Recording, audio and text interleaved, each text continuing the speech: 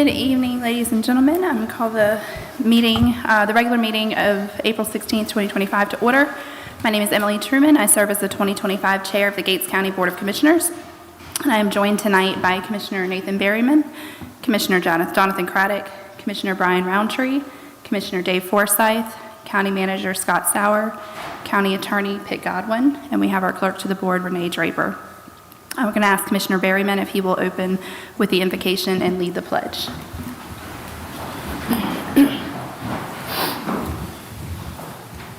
Dear Lord, thank you for bringing us together to do the county's business. We ask that you grant us the wisdom and understanding as we work together in conducting today's business. In Jesus' name we pray. Amen. Amen. I pledge allegiance to the flag of the United States of America and to the republic for which it stands, one nation, under God, indivisible, with liberty and justice for all.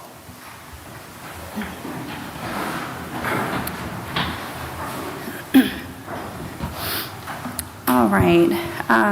So moving on to the approval of the agenda, I know that we have a few requests for additions to the agenda as presented. I would like to go ahead and make a motion to add one with the introduction of staff prior to the public comment after we do the consent agenda. So with Sheriff Campbell, and I know we had a couple of others. Yeah, I'd like added in. An item, make a couple motions that can be put under new business, if that's right. Okay. And I'll ask the clerk, do we need to do these individually or be the best way? Okay, so I have the motion to add Sheriff Campbell prior to public comment. If I could get a second for that. Second. All right, all in favor? Right, we can do, okay. So we combine it all as one? Makes it collected, okay. All right, do you want to go ahead and present yours? Make a motion to add some motions. Yeah, what do you want? Oh, Just the items that you want to add? Motion concerning the revaluation in the budget, motion concerning fluoride in drinking water, a motion concerning Board of Elections disclosure, issue of motion towards water system assistance. Okay, and where would they be all with following old new business, kind of where on the agenda? I think they just all be under new business. All right. Did you get all that over? You need that again? Did you get it, Renee? Okay. All right. I would also like to add a item to the agenda as far as the review of the summit proposal and of course have a motion to enter into a contract with them to do this work. So I'll explain it a little bit later. Okay. All right. Are there any other addendums? I have a budget amendment that I distributed early this morning to the board, F225-033, related to the water department. Okay. All right. Do we have separate motions, I guess? I'm looking for guidance because they came from different places here. We get one collective motion and we'll second that. Is that correct? Okay. All right. I make that motion. All right. I'll second. Second. All in favor? Aye. Any opposed? Okay. Ayes have it. So we have several additions to the agenda. We will now move into approving the consent agenda. We've had that in the packet to review. Do we have a motion to approve the consent agenda? So moved. All right. Do you have a second? Second. All right. All in favor? Aye. Any opposed? Just abstain. Okay. All right, so that passes. And we are going to move into now inviting Sheriff Campbell up for a staff introduction.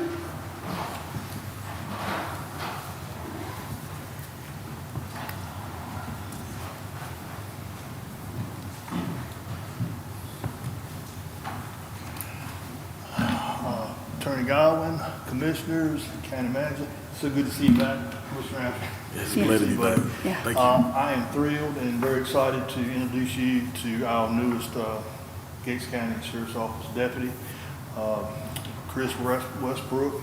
He was sworn in with us on Monday. His first official start day was yesterday. Deputy Westbrook brings a great deal of law enforcement experience and knowledge to the table, so I'm going to let him tell you a little bit about that. Hi. Good evening. Like Sheriff Campbell was saying, I'm Chris Westbrook. First day was yesterday. I was sworn in on Monday morning, or excuse me, Monday afternoon. I have 10 years of law enforcement experience. I have numerous certificates, or excuse me, certifications, Police Law Institute, Management School Institute, just to name a couple. I spent 10 years in a Hosky with the Hosky Police Department, where I was Lieutenant of Patrol, the entire patrol division there, and needed a change of scenery. And Sheriff Campbell entered me in with open arms, and I appreciate that very much. And I'm looking forward to working with each and every one of y'all and the constituents in Gates County. So, Great. Well, we thank you and we welcome you, and it is Seriously. exciting to have thank you. some experience. All Thanks right. Thank you. Thank you, Sheriff. All right. Okay. So we are going to move into the public comment portion. Prior to us opening up for the public comments, we are going to review, per our rules of procedure, just a few points here to keep in mind as we go through public comments. I'm not going to hit on all of them because there are 11 full points here. But speakers, when you're coming up, if you could announce your name and voting district, they're going to be granted 5 minutes at the beginning to speak. At the end of meeting, we also have an opportunity for a public comment period. Speakers may submit written statements to the board, and those will be read by the clerk to the board during the meetings. I believe we have at least one of those tonight, possibly two. Speakers are only to address the Board of Commissioners that are at the front of the room, not towards staff members, guests, or audience members.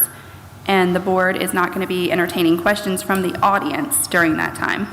And then lastly, public comments are not intended to have the board answer impromptu questions at that time.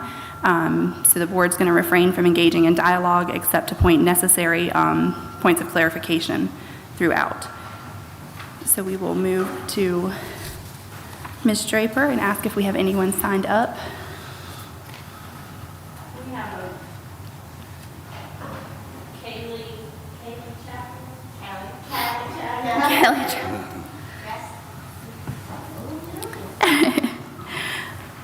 And I'll just point out they're going to have the time over here for you to just watch as you go. Thank you. Hi, good evening. Good evening. My name is Kelly Chapel. I'm kind of new to the area. I've just been here about 2 years. And I'm bringing tonight to you an issue that I have been experiencing since I moved here. It involves, unfortunately, the North Carolina Department of Transportation and the road that I live on, pertaining to the culverts in my ditch that have perpetually been blocked and causing a lot of drainage issues. I have had them out several times to address the situation, and they have been very unhelpful. Today I had the USDA people come out that addresses that to look around, and they said that they're having the exact same issues and that they actually have brought this issue up to the commissioners. And I've also had to contact the health department because of gray water, which apparently they have told me is kind of unnecessary in the issue I'm having. But I have been told by the USDA people that it's a county-wide issue and that other counties have been trying to address it as well. So I'm just trying to get some clarification on how we can address that. And that's really all that I have for you. It's just a perpetual issue. And I'm just hoping that someone can maybe step in or contact someone or who has the ear of someone that can possibly move this issue along, because apparently everyone in the county is having issues with that. So that's all I have to say. Thank you. All right. Do we have any other comments? No more? Okay. So the next two are going to be read by the clerk. They were submitted to her through a commissioner. Timer to see how long it takes her to read it. Yeah, would you take this one? Yeah. Yeah, his name. He's from Sunbury District. Okay, this was sent to Commissioner Forsyth from a Norman Easton Sunbury District. I'm writing you for support to reduce the high assessment increases to my property, and I'm sure others are also. I have 5 parcels listed below with the varying percentages of each. Seems odd to me that these percentages would vary so much. I have forwarded this request to the tax department this morning. I know this will be a big issue at your next meeting. Hope you can help us. I have received my new tax assessments for my properties and need detailed estimates of how my properties have increased in value from 11% and up to 61%. The two with homes are the highest, 49% and 61%. Farm forestry vary at 11%, 15.45%, and 20%. He then references the parcels. Thank you in advance for your assistance. And he did specifically tell me on the phone, ask to read this. Otherwise, I wouldn't just be reading emails. Thank you. Okay, the next one I have was a handwritten letter that was dropped off here.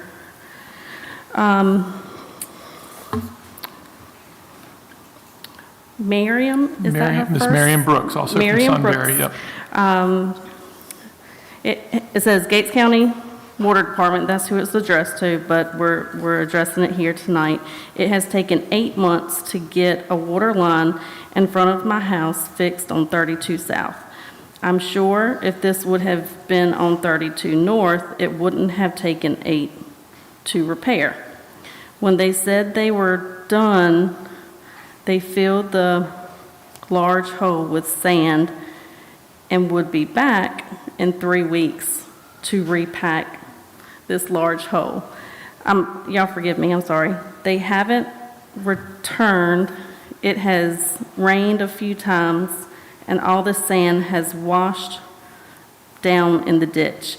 The water cannot flow. Water standing now is very stagnant, unpleasant.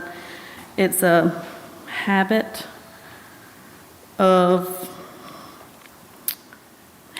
for mosquitoes and such.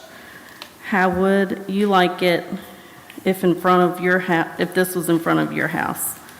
The 3 weeks have long passed. If you ask them about the cleanup of the sand in the ditch and the ruts from the tractors or what, they say call the highway department and have it that. I've been to the water department 3 times the month of March. Forgive me for stumbling on that. Yep. And she did call me. I went out, saw it, and truthfully, the mosquitoes did eat me alive standing in her yard, so. All right, thank you. Okay, so we're now going to move on to special presentations. At this time, let's see, we'd like to call Ms. Leanne Bagasala to the podium to present the county audit for fiscal year 23-24. And if I mispronounce your name, I apologize. It's okay. Okay, I'm ready. So my name is Leanne Bagasala. I'm an audit director at Maldon's and Jenkins, and we served as your external auditors for your fiscal year 2024. And tonight I'm going to present to you those results. You should have a copy of your financial statements, and there is also a management letter that came with that. We had those shipped out. I think they arrived last week. You can feel free to ask me any questions throughout the presentation, but this slide just gives you an idea of what we're going to go over. We're going to tell you who our audit team is. We're going to go through the audit opinions that you have, give you a couple LGC, which is your local government commission, indicators that the board needs to respond to. There's a couple of slides on required communication, and then we'll go through a couple updates that the county needs to be aware of that are coming down the pipeline related to how you account for things. Okay, so this slide here depicts who Maltas and Jenkins are. We have been the external auditors for the county for a few years, and we keep getting bigger and bigger. We now operate in 6 states and have 14 offices. We currently have 18 partners that are government partners, and a third of our business is local government audits. I served as your audit director. I was the audit director for your fiscal year 2023 audit as well.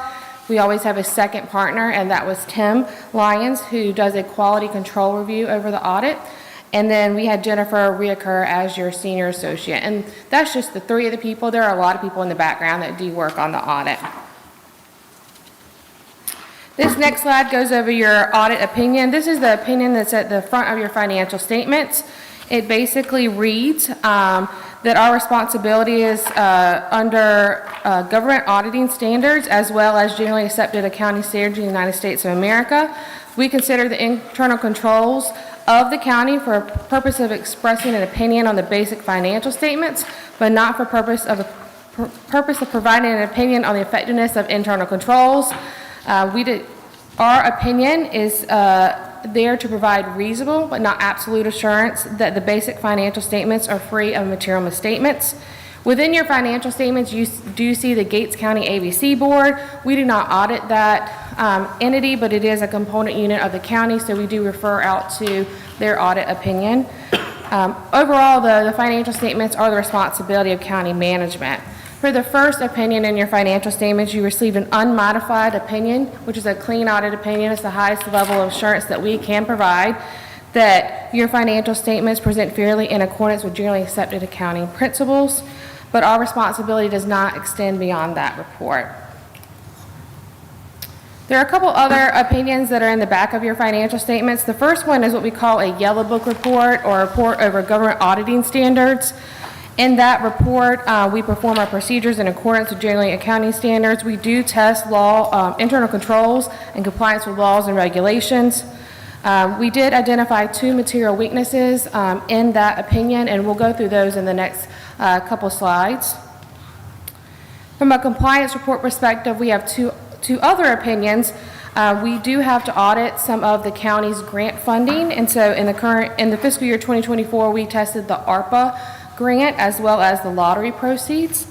And from those testing, we issued 2 opinions. The first one is a report on the county's federal programs, which is that ARPA, in accordance with the Uniform Grant Guidance. You received an unmodified opinion, which is a clean audit opinion, but you did have 1 significant deficiency that was found. And then we did issue a report over the county's compliance with state laws in the State of North Carolina Single Audit Implementation Act. You did receive an unmodified opinion for that, but we did note 1 material weakness. And we're going to go over all of these findings in the next couple slides. So the first finding that we have for the county is considered a material weakness. The definition of a material weakness is a finding or lack thereof of controls that cause a material difference in basically the trial balances that we audited. For instance, for this finding, the entries that we have here are entries that were found that had to be posted as a result of the audit. So we received the trial balance as part of our audit to start with, and from there we posted and had these entries posted to various funds in order to get your books and records correct. And because of the amount of them, they're considered a material weakness. And within these bullets, it does kind of give you an understanding of what was posted at each fund level. But these have been corrected in your fiscal year 2024 audit results in your financial statements presented in front of you. The next finding we have is a restatement of the prior year balances. When we do restatements of prior year balances, they automatically are considered a material weakness. But I will tell you that this finding has nothing to do with the way that the county recorded their books and records. The county is not at fault at all for this finding. Opioid settlement funds have been fun to discuss over the last couple years and will continue to be discussed for the many years in which you're expected to receive proceeds. So when we originally booked the revenue that was received in fiscal year 2023, we were following current guidance at the time, but that guidance has adjusted, and there was a GASB podcast that actually clarified how GASB wanted us to treat opiate settlement funds, and the local government commission of North Carolina agreed. And because of that, we had to restate the prior year issued financial statements. And so while the entry to the opioid settlement fund of $34,000 is very small, the entry to the government activities basically made us record the entire amount of opioid settlement funds that you expect to receive over the 15+ extra years that are remaining, although you may not receive them. And so we will have to monitor that every year to ensure that we are properly recording an allowance every year. The county wants to book what they call an allowance to say that I may not get some of it. What if one of these people that are supposed to give me opioid settlement funds goes bankrupt? There is an opportunity for the county to book an allowance. Currently, there is not one, though. But because we had to restate prior year financial statements, you did receive a material weakness for this in your financial statements. But again, this is pretty much county-wide in North Carolina. Most of our counties had restatements for this just because of the amount of money that you received. It was material to the county. It had to be restated. The next finding is a finding that was received from your federal programs audit. So in the current year, we audited the ARPA program, and this finding here was brought to our attention when we began the testing.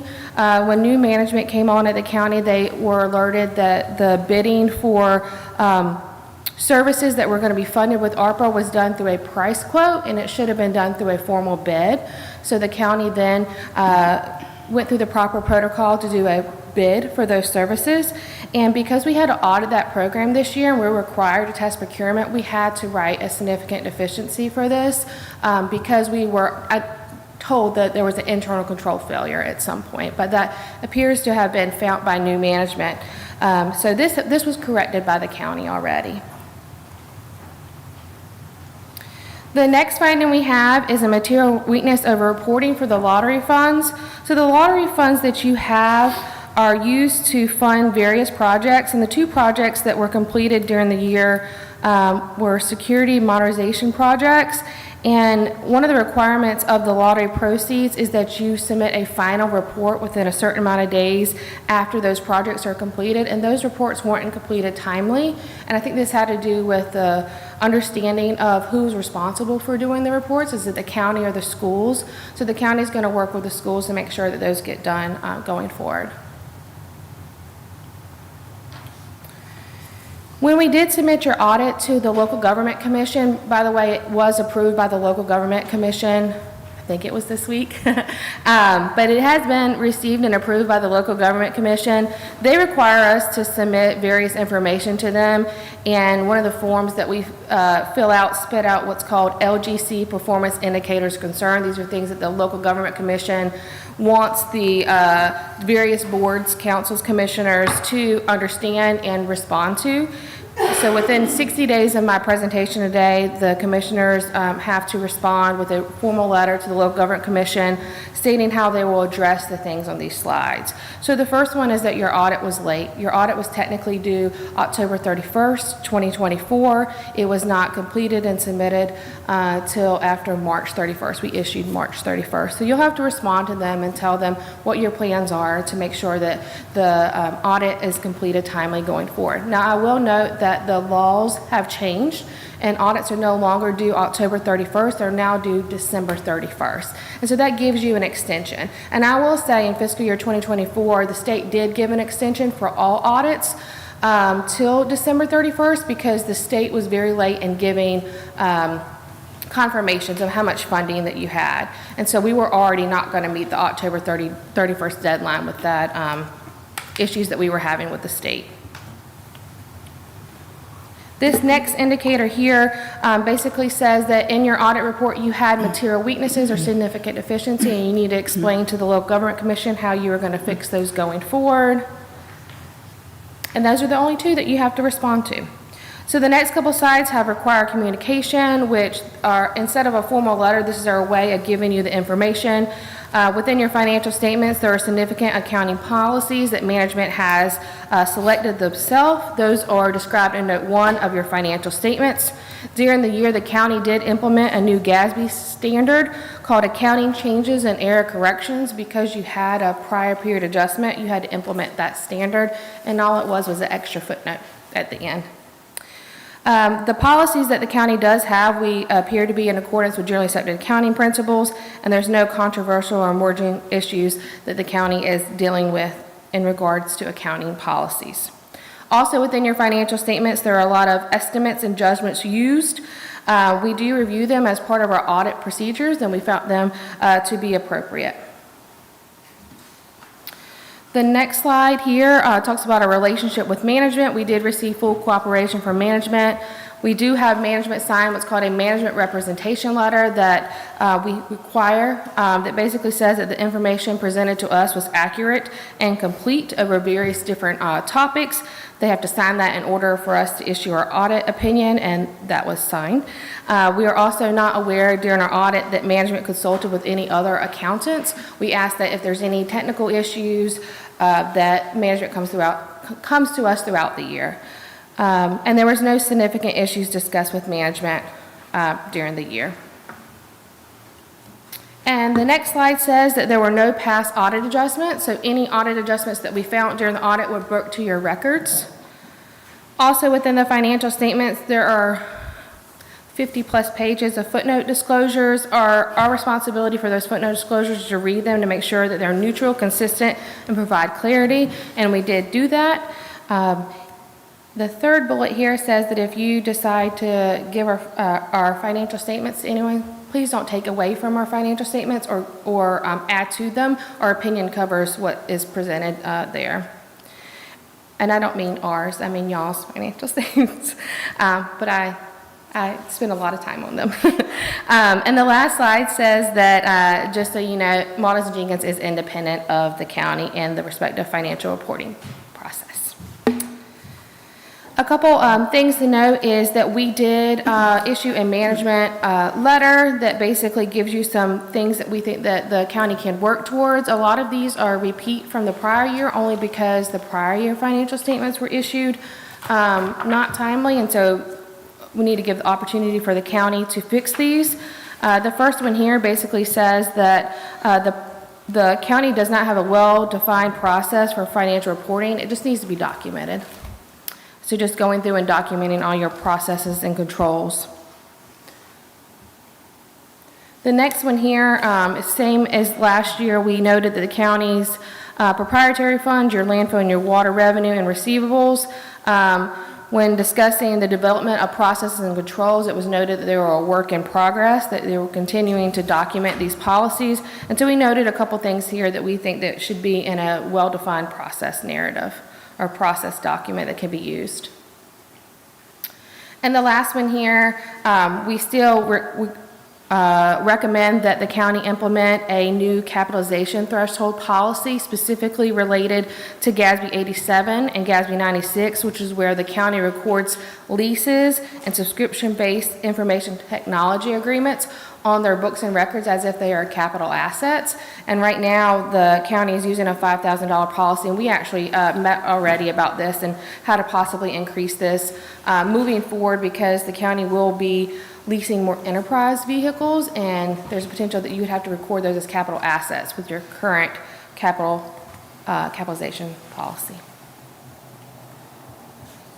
And the last couple of slides, I'm not going to read all of this to you, but there are several GASB pronouncements that are coming down the pipeline. The one that is applicable for June 30th, 2025 is related to compensated absences, and this is something that you will need to understand and be ready for, because you probably will need to update your policy manual before 6/30/2025.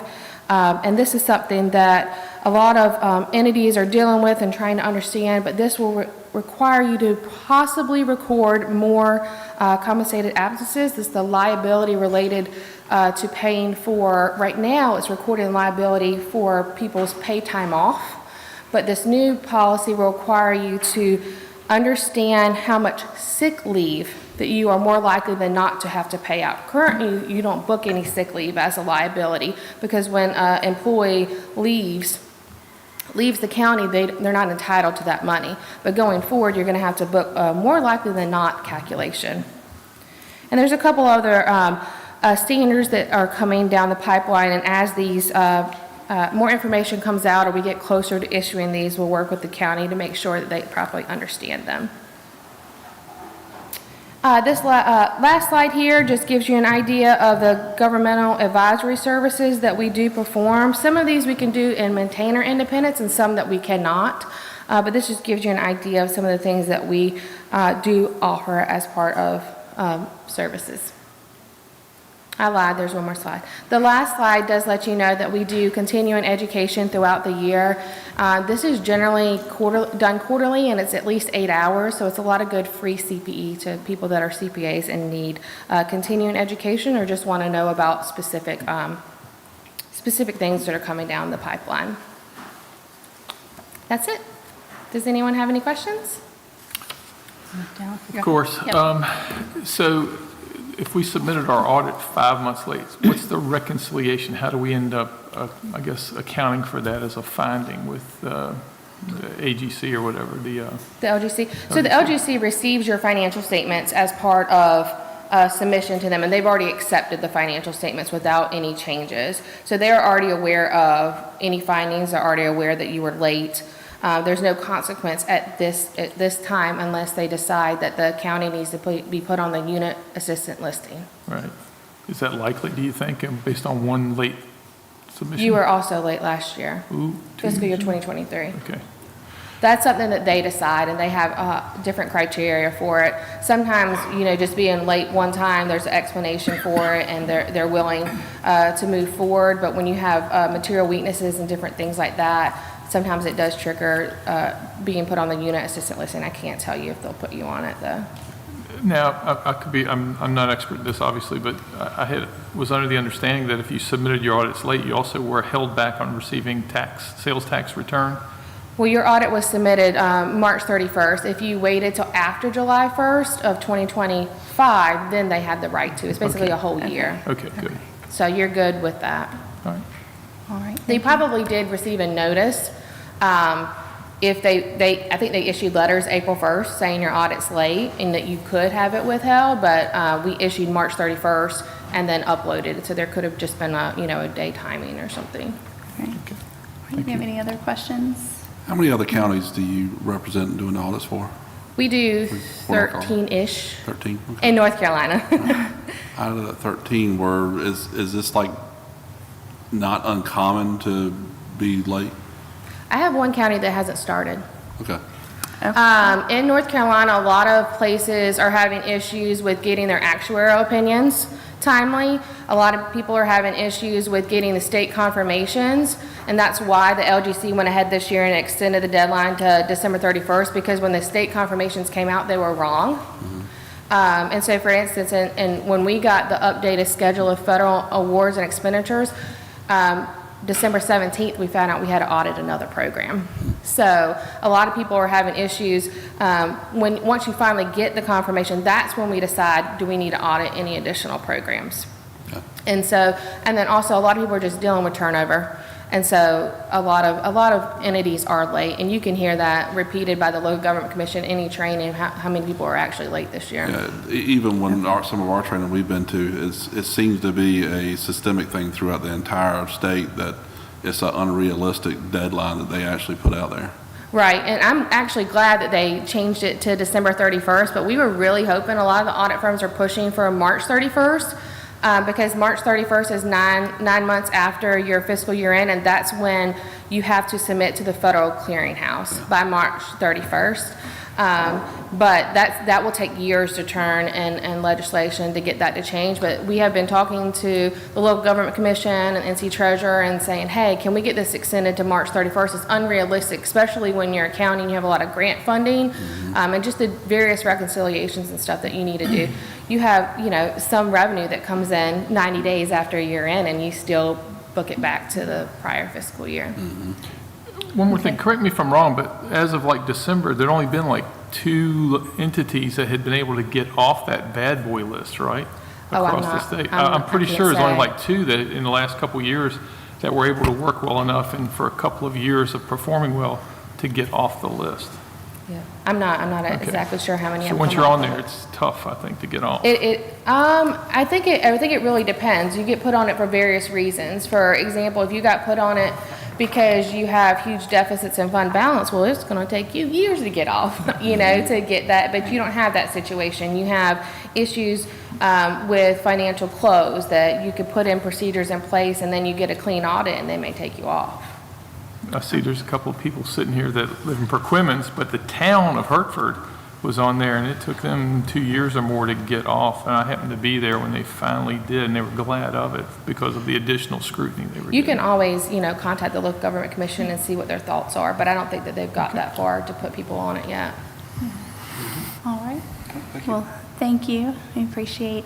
Yeah, thank you. Thanks. All right.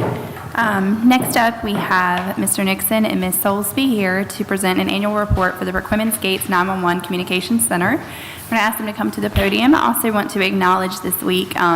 This week is TC Week, so it's kind of the perfect time to have an update on our telecommunications system. And TC Week is basically, you know, where we acknowledge our dispatchers. So April 13th to April 19th this year. I think it's always the second full week of April, if I'm not mistaken. Yes. Yeah, so If you join us on Friday, you'll find Dress Like Jonathan Day in the 911 center. dress like Jonathan Day. A bunch of fat, bald, old people in 9 might not be a good day to come. But no, but we welcome you guys and just looking forward to the update on our first year together. Thank you, Chairman Truman, for the opportunity. We are 1 year out. The agreement was effective March the 1st, 2024. And the data that we showed you any day tonight would be from March 1st, 2024 through February the 28th, 2025. And I think we have a presentation coming. Thank you. There it is. Thank you. Thanks. So we started with the consolidation checklist. This was a three-phased project or approach. The checklist started with maybe 20 items on it and ended up with 67. So if there's ever another 2 counties that choose to consolidate, we have a list we'd love to share with them that they could start with. 4 remaining items are on the list, and I've highlighted those for you on the presentation. 2 of those we are in constant communication with Gates County staff that are working through those with the Sheriff's Office, EMS, and the Fire Department's working on the mobile CAD in the patrol and calls and fire trucks, as well as the radio system upgrades, and they've been great to work with to keeping us in the loop. The other 2 things listed at the bottom are related to the facility, and we'll talk about those in a few minutes. So I wanted to touch on the calls for service since, like Jonathan mentioned, March 1st. So we've had over 37,000 calls for service. You see here 34,009 that's documented. Those are between law, fire, and EMS. So the 911 center serves 2 sheriff's office, 2 EMS agencies, 11 volunteer fire departments, but we also serve, we're basically the only after-hours contact, 24/7 for DSS, public utilities. We serve North Carolina Highway Patrol, DOT, forestry, and then there's a lot of other like federal, state, and local partners. So the request for records, we've seen an uptick in these since the consolidation, especially with DSS. It also includes a number for the attorney's request and citizen request. Staffing in the 911 center, we schedule 4 telecommunicators per shift with a minimum staffing of 3 telecommunicators. The telecommunicators are generally split, 2 for Gates and 2 for Perquimans. Let me clarify in case your constituents ask, the telecommunicators do not know where the phone call is coming from. They rotate and answer the calls as they come up, and then the 2 that are assigned to each county are responsible for the dispatch component of the 911 call taking dispatching process. We hope to advertise in May for additional part-time staff. This number has actually changed from 5 to 4 since we included the presentation. We lost a part-time employee to move to full-time employment elsewhere. However, we're fully staffed, and so that's a good place to be at. But unfortunately, you run that gamut of training somebody part-time, trying to have them in the hopper so that they're ready if you need a full-time person, and they could potentially move to another 911 center. That's part of the game, if you will, with staffing. Next thing we want to just touch basically on is emergency fire dispatch. This is an international protocol for call taking and dispatching as it relates to the fire component of our work. EFD was our commitment to the fire departments. As you all know, fire departments have no control primarily for water or communications, yet they take a lot of points in their ISO or Office of State Fire Marshal Fire inspection ratings process. And so we feel like this is one opportunity the consolidation has been able to, will be able to improve for the fire departments in getting their maximum number of points on their inspection. We hope to improve the information provided to the first responders and also give us more tools to coach 911 callers related to fire incidences. We're on schedule to go live with that in May. So wanted to talk about a few staffing irregularities that we had over the year last year. We, again, staff 5 or 4 in the 911 center traditionally, but for a weather event, we're going to upstaff and we're going to have 5, just in case something major happens. The big snowstorm in January, when everybody was getting off at 12 o'clock and it hit, well, we had 7. We had several makeshift positions in the 911 center, and we were at full capacity between both of the counties. We do anticipate some additional staffing irregularities coming up at the end of the year, as we do have somebody that we anticipate will go out on maternity leave. So wanted to touch base on the radio tower project. This was something that we received some state appropriation for last year. It was a $6 million state appropriation to Perquimans. We'll be putting up 2 towers. One of those will be at the PCG landfill, and it will provide some additional coverage for Perquimans, Gates, and Chowan. Here's just a few bullet points and a couple of pictures to show that we're making progress at both of these tower sites. We've got the land cleared. They're hoping to start tower construction in May or June, and the completion date is October 3rd. It has to be done by October 3rd. This shows some map coverage.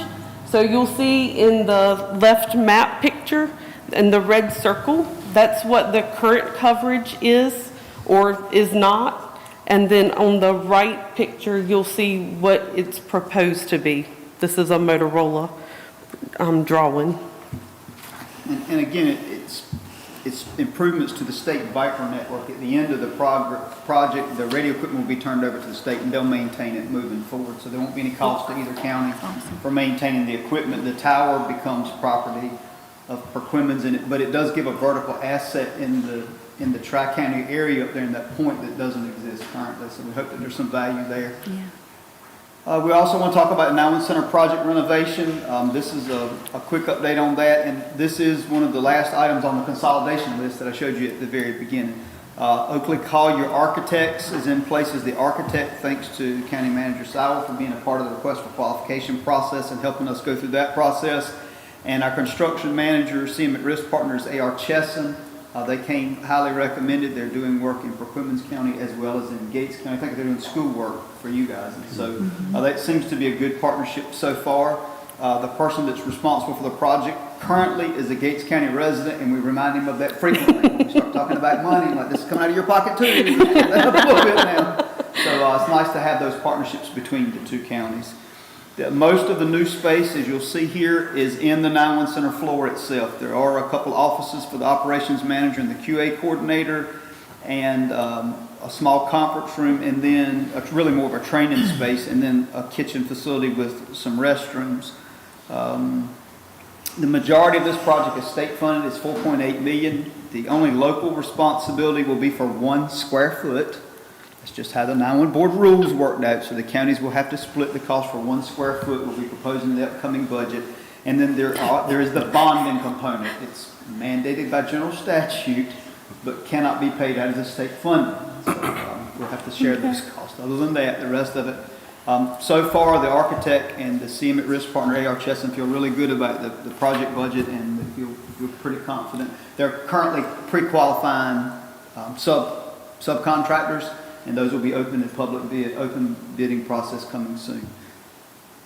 So we wanted to, with a couple of new commissioners, we wanted to kind of go over a couple of things that were unique about the 911 division.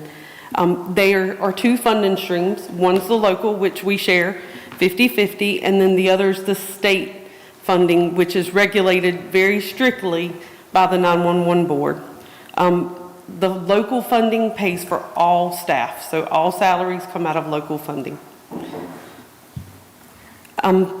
The backup PSAP is required, you'll note up there, and PSAP stands for Public Safety Answering Point, just for anybody that wasn't familiar with that. Our backup PSAP is located at the Chowan County 911 Center.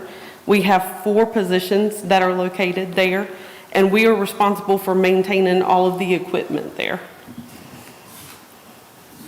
All right, the last thing we wanted to touch base on was where we're at with funding. Financial update real quick. We've submitted 3 invoices to date to Gates County. We're on target based on the proposed budget. We're at 76.24% at 3/4 of the way through the year. And we feel like we're going to come in right around that mark. I'm real pleased at that, especially considering this joint effort, and it's the first time we were able to budget. We feel like it was a really realistic expectation. There were no bells and whistles and extra frills. We tried to keep it on tap with where we really thought the funding was going to be. We are presenting a proposed fiscal year 25-26 budget to the Performance Commissioners next Thursday. And if they give us the thumbs up, we'll be sending it to you guys for review as well, hopefully within the next week. Are there any questions we can try to answer? The sheriff told me when he came in to keep it short. He's carrying a gun and a badge back there. I don't have any questions, but I just want to say just reiterate how incredible this process has been, because we did not have the opportunity for this new building and for this staffing that we have and all that as individual. Yeah, neither county. At neither county as individual centers. The consolidation is allowing for a lot, and I'm always going to get a little bit there. But just to say, I've been out, I've had different ones. The chief at Station 20, Gatesville Fire Department, came and said, I was hard on him at first, but I put in some requests for information. I did this. He said, I've been impressed, and they have shown up and they have been there, and we have not had the errors that, people were worried about, and every call has been answered, and that they don't worry now about having one person that might not be able to get to the phone. So I think it was a good move for our county. It was a hard one, but I am so grateful for you guys. Thank you. Emergency fire dispatch wouldn't have been possible that's for either exciting county. We though. hadn't consolidated. Yeah. I think it's another plus we're going to be able to add for our citizens and the fire departments to help them with their ratings. Yeah, as I've gone through and spoke to some of the deputies and as well as some of our volunteer firefighters, I just want to say that y'all did just a phenomenal job and exceeded their expectations. So thank y'all very much for all the hard work for your team and yourselves have done. Thank you. We've got a great team behind us that's making sure the work happens. Yeah, we appreciate it. Madam Chair, if I may. So when we started this journey, it was kind of abrupt And uncomfortable. and uncomfortable, and we had some hard meetings, and it was one of the things that used to keep me up at night was somebody going to answer the phone when they call 911. I've been sleeping good. Well, thanks for giving that to us now. It keeps me awake. It does not keep me up at night anymore. And I would like to say thank you.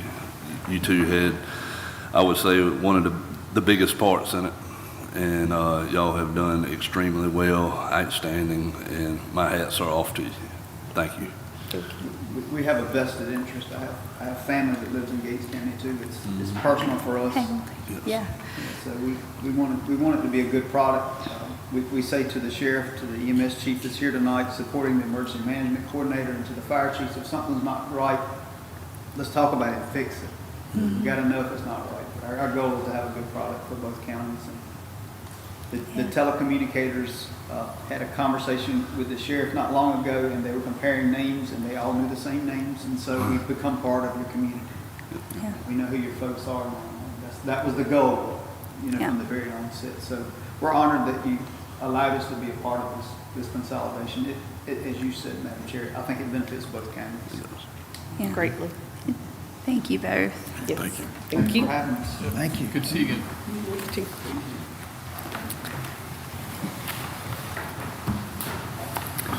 Okay, moving on to Our next special presentation, we have Ms. Bobby Lowe, Regional Vice President with Trillium Health Resources, and she is here for the annual report.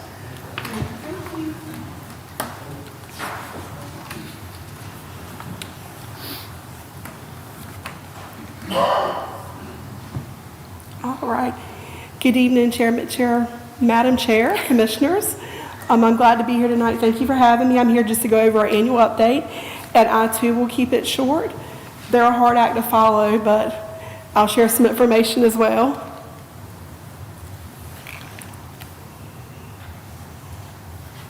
Okay, there we go. So I'm just going to go over what's been going on in the past year and just kind of tell you a little bit about what Trillium is. I get that question a lot. What are you? What do you actually do? So I just want to kind of go over what Trillium actually is and then share some data for Gates County and some services that have been provided. So Trillium is a 46 county tailored plan. Yes. So we have grown a lot. I've been here about 15 years. We started with 14 counties and then went to like 19, and then we were 24, and then we were 28, and then last February, because of some legislative action, we became a 46 county. We consolidated with East Point and Sand Hills. Trillium was the remaining agency for that. And so my entire career, I was like the Eastern North Carolina. And now I have to train myself to not say that anymore because we go all the way up to Guilford County now. Within our area, there's a population of about 3.1 million people. Between 50 and 75,000 people who are on the Medicaid tailored plan within those 46 counties. And in those counties, there's about 287,000 people who are uninsured. As we have grown, something that has been very, very important is to keep a local connection. When you think about a 46 county agency, that's tricky. So we have been working with a regional makeup since 2015. We used to have 3 regions, now we have 5. Each of our regions has a regional vice president, we have our own regional board. We do a lot of these things to make sure we're able to keep those regional connections. And most of us who do that kind of work, we actually live in the regions we work in. I'm like a county over. We have staff who live in Gates County and live in Hartford County, and they work in these communities because it's where we live too. Our governing board is actually made up of people from our regional boards. You can see all the different regions we have. Gates County falls within our northern region. And we also have a Consumer and Family Advisory Council that's made up of people with lived experience. And those individuals also serve on our regional board as well as our governing board. So for Gates County, the two representatives on our regional advisory board, your DSS director is on our board, and then Commissioner Roundtree serves on our regional advisory board. I'm the regional vice president for this area. We also have a gentleman named Terrell who does some work within consumer empowerment. And I apologize for the typo, but your community liaison coordinator, her name is Shanita Vaughn. She lives right next door. She participates in a lot of meetings that go on here in Gates County.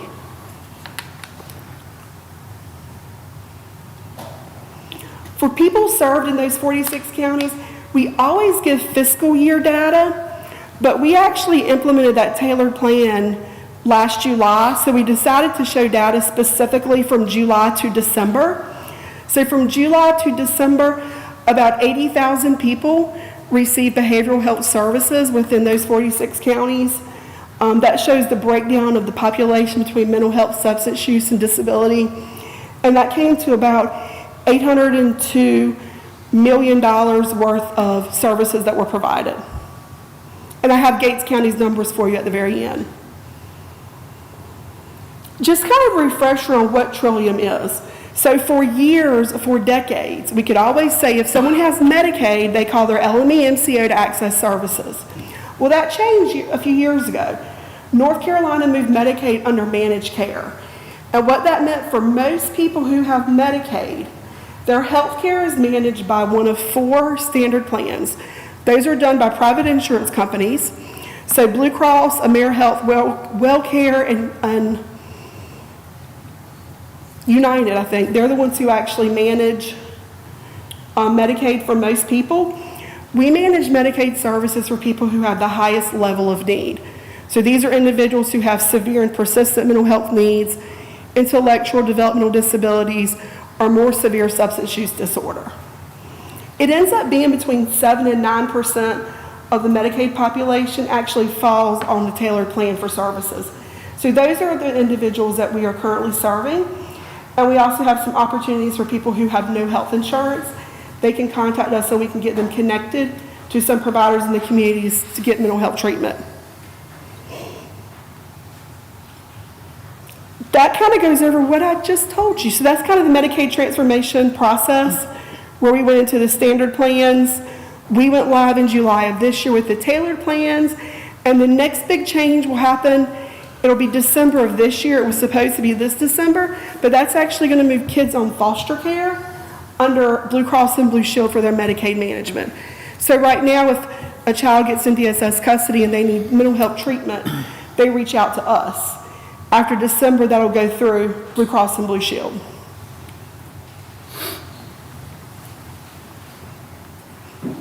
So this shows the breakdown for the whole 46 counties, but let me show you Gates.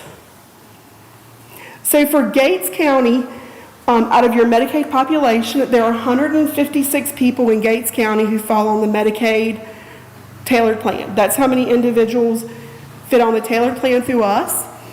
Medicaid Direct is another group of people. We help about 20% of those fall probably under us for behavioral health services. And then the other populations in your county under Medicaid, they actually fall under those commercial plans. So when we did this last consolidation last year, we did these town halls in all of our new counties. It was wonderful. We learned a ton. And one thing we realized was we haven't done this in our original counties in a long time. So probably over the next year, we're going to be advertising some town halls to do those back in our original counties to get more feedback, find out what the needs are in the community. So those will be coming in the very near future. A couple of specific projects we work on. We are a public health plan. We're a local government agency. So when we have any savings or any funds, we use those, we really try to reinvest those and do things in the community with those. So for mobile clinic, we actually have a mobile clinic that comes here to Gates County. They come 1 or 2 days a month. Monarch operates that clinic. They set up at DSS now. And so someone can actually go there and get mental health treatment right in the mobile clinic. They have access they usually have a nurse there, and then they have telehealth done right there in that clinic. People can go right there and receive services. You'll also see about the summits and reentry simulations. We are actually doing a reentry simulation here in Gates County. And I'm excited because this will be one of the most rural counties we've done this in. And so I'm a rural county person. So I really appreciate that we're doing this in a rural county so people can really see what are those barriers and struggles and how can we, help make people successful with that. So we're doing that here April 29th at Upper Room Assembly Church, not too terribly far from here. So if you have availability, please come out. I'll get the flyer if you can share it. I really want people to come. I'll say it'll be a fun time, but it's not really a fun event. I know Commissioner Truman has been through it before. It's a very overwhelming event when you're trying to get your own needs met and you can't. So please come out for that if you're able to.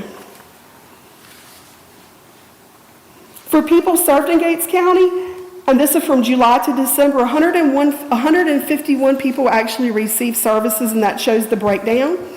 The number is unduplicated for the mental health, substance use, and IDD because people do receive services under more than one category. It's very likely that someone might receive services in a couple different categories. Each year we do receive funds from Gates County. Our counties do provide us with funding, and that funding allows us to do some of these other things that we do. We use that funding for our crisis intervention training. That's something we offer to your law enforcement. We have a version of that for EMS, for firefighters. We also have one for telecommunicators. All those trainings are offered. There's no cost for any of those. We've started offering one now called a Responder Strong, and that is a training for first responders to help them deal with the trauma that they see. Because if you think about what a volunteer fireman or EMS or deputy sees, they see a lot of trauma themselves. So that's a new training we'll be offering. We also offer mental health first aid. That's available to the communities. We do that for adults and for youth. And then we're doing those simulations. That funding also lets us do some things that don't fall under services. We've used that to develop a program to help people access social determinants of health, really to help them navigate things like food availability, transportation options, housing. It doesn't create new resources. It's really about helping people learn how to navigate those things. And that's just information on how people can access services through us. We have the member and recipient line that's available Monday through Saturday. And then 24 hours a day, we have our behavioral health crisis line that is actually answered by a live clinician, not a machine. We also operate things like a nurse line and a pharmacy line now too that we're managing, all of individuals' care. And that's all I've got. So Any do we have any questions? questions for? No, and I'll just go and just say, we thank you. Like, I love Trillium, the whole person care. I know that we both have the same heart for that. And also plug again, if you're interested in that simulation, you can register online. They need to know you're coming. So we'll have that link out on the county page, Facebook page and website and all for people to access. Sounds But good. Thank Any you. questions? Thank you. No. All right. All right. Michelle, any questions? All right, so we're going to move into old business. Last month, Mr. Andrew Anderson, General Manager with the Gates County ABC Board, joined us, and he is back with us this evening. If you could reference the correspondence noted in the board agenda packet for 2 action items that need consideration. First, Mr. Aper has included a realignment plan to set the members up on staggered terms. And we'll just go there to ask, does anyone have any questions or need to discuss this further? Let me flip over here. Here we go. And if not, then we have a motion for action that would be in order.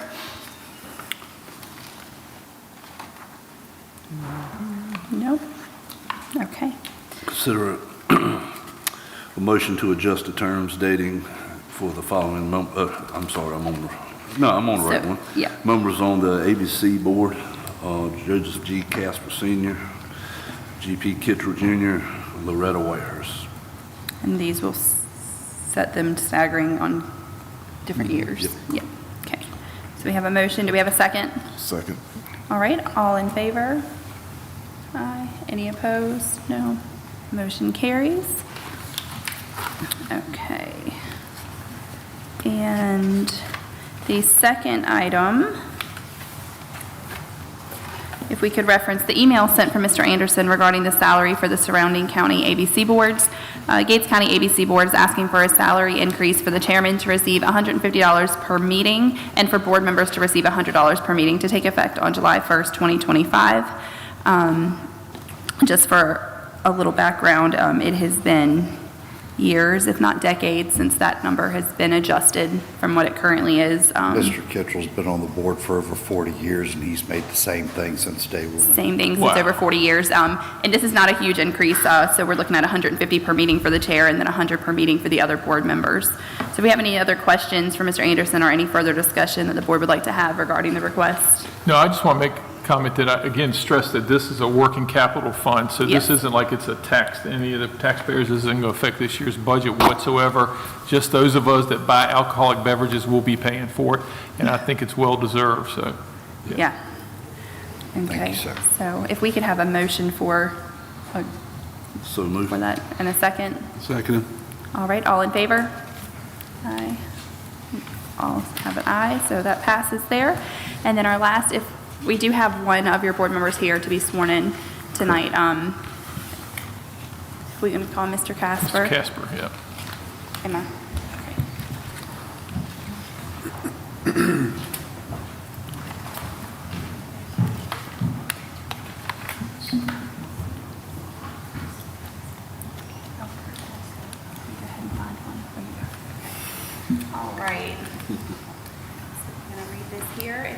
repeat after me. Place your hand on the Bible and raise your, as I was told earlier, left hand on the Bible and raise your right hand. So, yeah, same thing. There you go. I, Joseph G. Casper Sr., I, Joseph G. Casper Sr., do solemnly swear do solemnly swear that I will support and maintain that I will support and maintain the Constitution and laws the Constitution and laws of the United States of the United States and the Constitution and laws and the Constitution and laws of North of Carolina, North Carolina, not inconsistent therewith, not inconsistent therewith. and that I will faithfully discharge I will faithfully discharge the duties of my office the duties of my office as a member as a member of the Gates County ABC Board of the Gates County ABC Board of Gates County, North of Carolina, Gates County, North Carolina, and that I will not allow my and actions I will not allow my actions as a member of the Gates County ABC Board as a member of the Gates County Board to be influenced by personal or political friendships, to believe, influenced by to personal influence by personal or political or friendships political friendship or obligations. or obligation. So help me God. So help me God. All right, thank you, sir. Your signature here.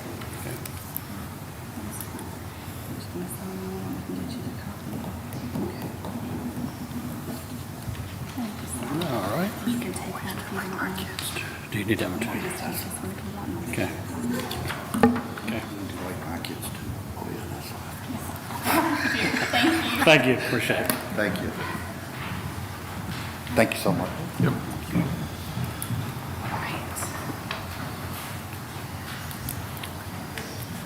Okay, so we're going to move on to new business. We do have the 3 original new business items on the agenda, and then we will go into those that we had for amendment, which I will need the clerk to help me through in a little while. But first, the first new business is the clerk to the board updates. So we're going to call Ms. Draper to the podium for those.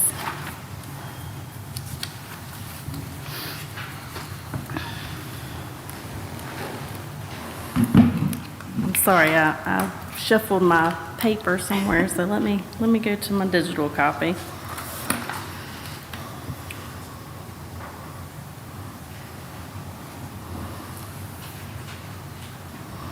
All right, it was noted before, but I just had it on my report for the Gates County Board of Equalization and Review meetings. They will be at 5:30. We'll reconvene the next 2 months at 5:30 prior to our 6 o'clock regular scheduled meeting. We have several committee and board vacancies: Library Board 1, Board of Adjustments 1, Regional Aging Advisory Council 1. These are all, the numbers are all numbers of vacancies. Planning Board 2, Albemarle Resource Conservation and Development Council 1, Nursing Home Advisory Committee 4, Child Protection and Fatality Team 1, Albemarle Regional Library Board of Trustees 1. I have received word today that there's been an application that will be forthcoming for the library board. So hopefully I will have that to present to y'all at the next board meeting. There is a new committee in the works for the jail study committee. This committee is going to be established to meet about the feasibility study for the regional jail program. Each county will have the county manager, a county commissioner, and the sheriff from the participating counties to serve on this committee.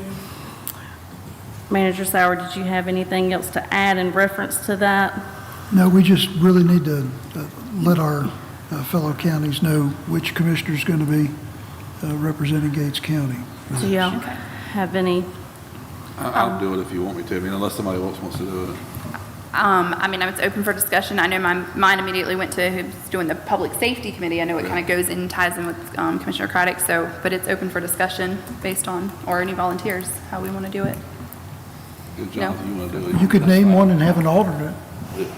I'm sorry? You could have a commissioner named and then have an alternate in case somebody can't If somebody make a can't meeting. attend, so we can always have representation. That's fine. Okay, That's fine. If you want to So- do it, that's fine. so who wants what? Put me on it and put him as the alternate. Okay, so we'll make a motion for Commissioner Craddock to be the member and the alternate as Commissioner Berryman.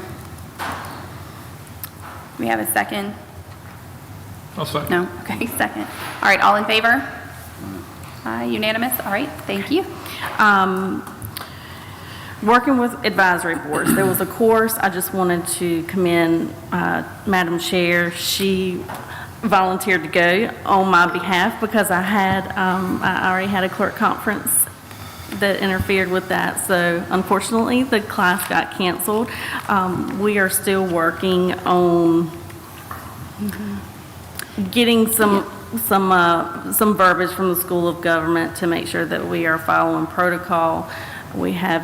Would you like to say something about that? Yeah, if you don't mind. I was looking forward to it. It was in Greensboro last Friday. We got a message that for unforeseen circumstances it was canceled. We think that means not enough people signed up, but I could be wrong. But we did have an inquiry from a citizen that had requested us to look into kind of our procedures on how we handle advisory boards and committees, and we're trying to do due diligence on that and making sure that everything is above board. No gray areas like here, like as far as how we present it, but there are a lot of gray areas when it comes to state requirements. We do have to have, open meeting law applies to statutorily mandated committees. Determining which are statutorily mandated is taking a little bit of a process here, but we want to make sure, again, that we're doing the due diligence and having all of the information before we move forward with the processes, but trying to be transparent, trying to stay above board on it, and it is being looked into, and we'll have more information hopefully going forward as we continue to work one-on-one with School of Government since we were unable to attend that class. Yes, and I am notified for when that class becomes available. They'll just Which we shoot were me an told email. late summer or fall, so we'll see if it happens. And speaking of the clerk conference that I just attended, I was able to obtain a scholarship for that. So about $870 will be refunded for travel and lodging and the actual conference itself. So that's all, unless y'all have any questions. No, you're good. Thank you for attending the conference for us. Yes, that's fun. It was great. All right. Next item is budget amendment. There was one original budget amendment in your packet. We added another as an addendum to this agenda. I'm going to ask Manager Sauer if he could please present these for discussion. Budget Amendment F25-32 is in your packet. This is related to school lottery projects. And based on the submittal from the finance officer at the school system, Mr. Harrell, this budget amendment is to reflect a refund back to Gates County Schools for the sewer and fire alarm work done at both Central Middle School and Buckland Elementary School. And that amount is $194.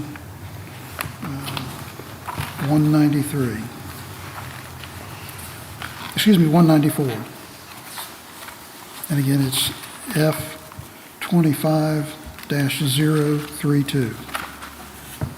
I don't know if you want to take that individually or... What would be most appropriate? No?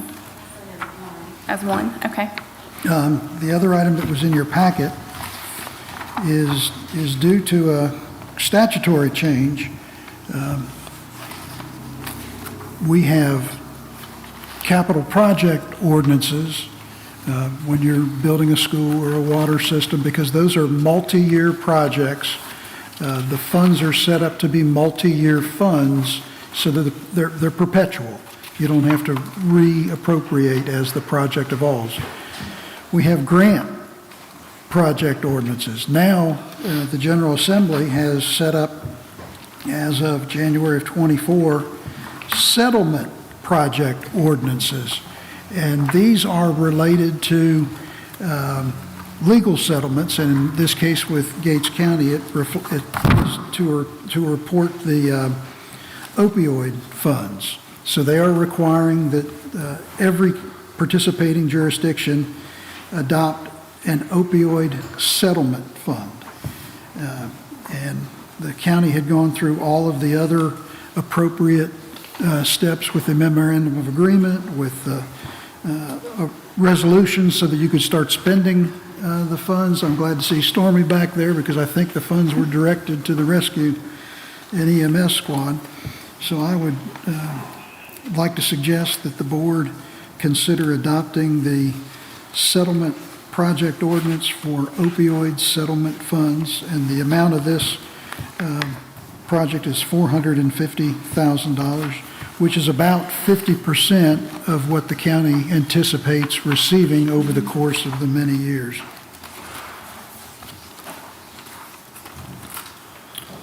All right. Do we have any discussion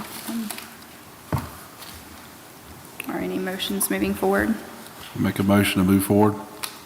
I'll second that motion. All in favor? Can I ask a question? What are we moving forward on? I'm a little confused. On It's the a- opioid only? Yeah, it's a project Okay, all right, settlement I'm good. ordinance. Okay, Yes, sir. got it. All right. So all in favor? Aye. All right, it's unanimous with a 5. We will move forward. Okay. County manager. And Madam Chair, if I might, the board just received your audit for the fiscal year ended June 30, 24. And I guess I'm becoming an old codger, but I'm not accustomed to the post-COVID presentations where they don't mention any dollar amounts. I mean, they mentioned a few adjustments that had to be made, a few deficiencies that they noted. But back in the old days, they used to talk to you about your fund balance. They used to talk to you about how the board's doing financially. And if the board would entertain it, I'd kind of like to walk you through a few things since you've got the audit in front of you. And I think for the benefit of the audience tonight, they might go home feeling a little more enlightened about what the auditor presented.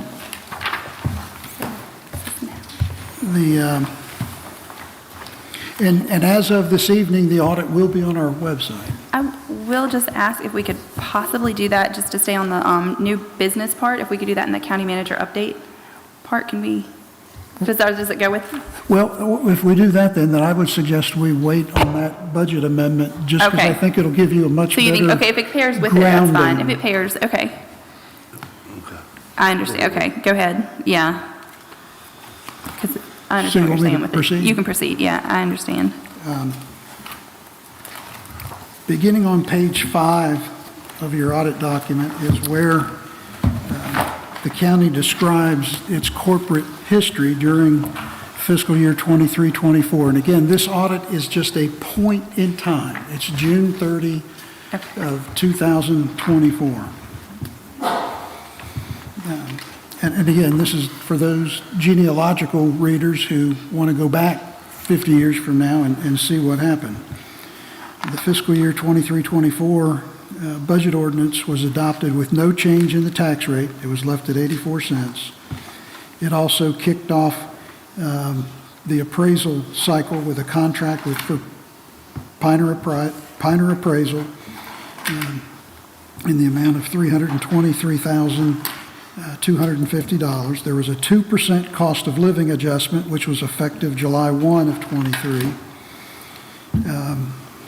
The local property taxes are reported, the amount that was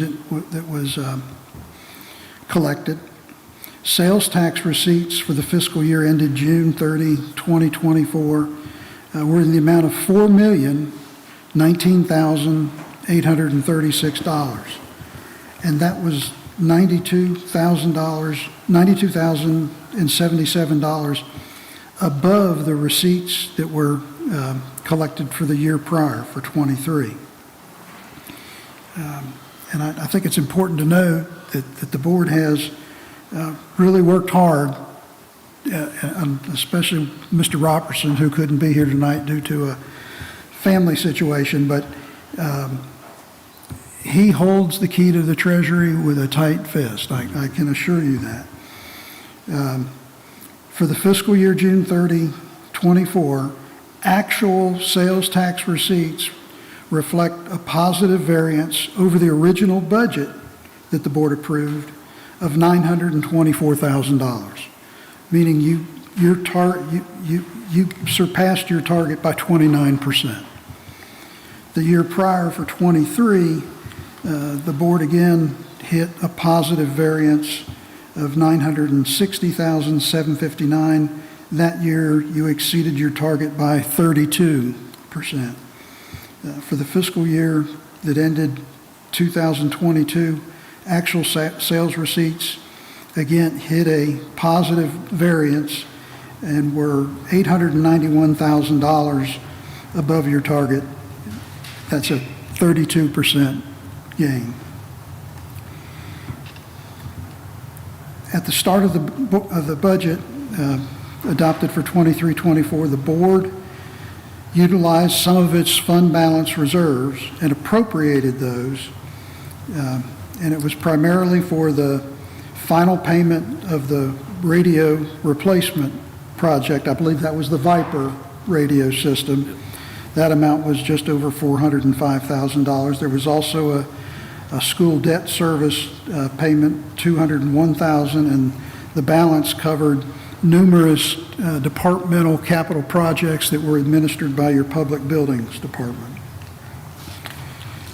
For the fiscal year just prior to that, 22-23, the board again had appropriated fund balance reserves.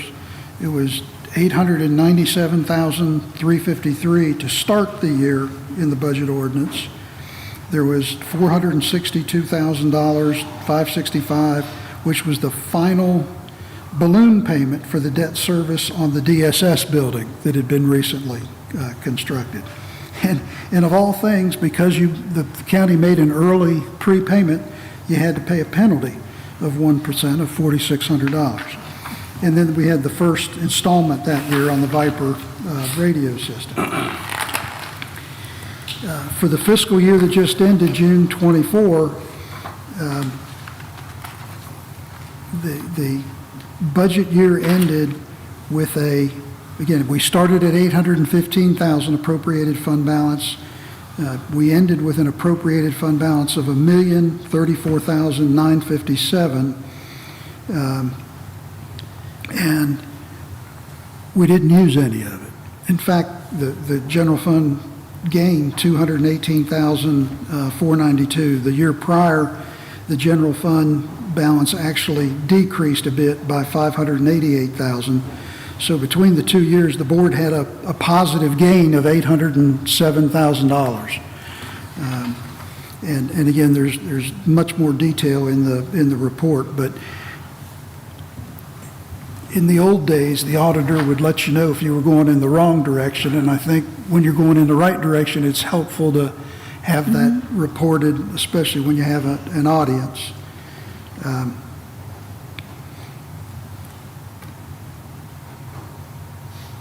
going to try to skip over some of this stuff for you because you can read it yourself. As we've heard tonight, there were a lot of transitional changes. One was the 911 consolidation with Perquimans County. We also saw the board's initiation of the soil and water regional partnership with Gates and Hertford counties. We saw the creation and start of a new information technology director, a new HR risk management director, a new tax administrator, a new emergency manager / fire marshal were appointed. And again, we started with a 2% cost of living for all employees July 1. At the end of that budget, when the board was adopting it, the board gave instruction that they really wanted to look closely at salaries again, primarily for law enforcement. I think there was a strong sense that there needed to be some attention there. So on the board meeting, November 1st, 2023, the commissioners evaluated options of allocating the results of your sales tax for the final quarter in the last fiscal year. And your sales tax always comes 3 months in the rears. So when the sales tax were received for July, August, and September, that was your last sales tax, and there was a gain of $353,000. And again, some of the sales tax is restricted for schools and the like, some is unrestricted, and the board voted unanimously that they would take up to 70% of the unrestricted local sales tax that they had gained above target, and did a number of things. One, they raised the minimum hourly rate for full-time employees to $15 an hour. They also made adjustments to incorporate concerns about compression for some of your longtime staff, and I think you heard in a budget meeting recently that was a tremendous boost for the GITS transportation drivers. There was a separate motion that was unanimously approved that effective the very next pay period, that all law enforcement employees in the sheriff's office were to receive a 16% increase in the base salary as compared to each employee's rate. And that was in November of 23. They were going all the way back to June 30 of 23, and including the additional of that is a 2%.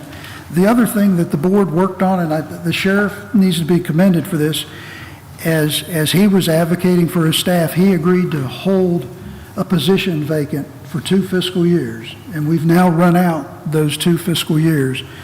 And with that, each one of the sheriff's office employees received a separate flat increase of $2,700 that boosted all, and that's a recurring adjustment for all the staff. So he made the request, the board granted it, and as we start the budget, he now has another position he has an existing position that he agreed to be frozen for 2 years. July 1, that position will be funded within his budget. It was in the fall that the board received notice that the county was receiving a state appropriation of $10.8 million. There was $300,000 for the sheriff's office, $400,000 for the Board of Education, and $10.1 million for the county and the town of Gatesville for your water and sewer capital improvement plans. And I should also mention, when the county received the $10.1 million in direct appropriations, there were appropriations made to 202 local jurisdictions, counties and municipalities. So all of those jurisdictions were all of a sudden given this infusion of cash to work on their projects. They all began designing projects. They all began submitting funding plans to DEQ, and it's been overwhelming for DEQ. But it was 202 of these direct appropriations. 2 of those appropriations came here. It was split between the county and the town of Gatesville. In October, we finished the renovations at the dental clinic and the final relocation for the Board of Elections to the county annex building. In December of that year, the board had I'll call it a come to Jesus meeting with the Board of Education to talk about the impact of that $828,000 appropriation that had been made the year prior to try to help them secure their general fund reserves. I've already mentioned the 911. And I want to give you a scorecard.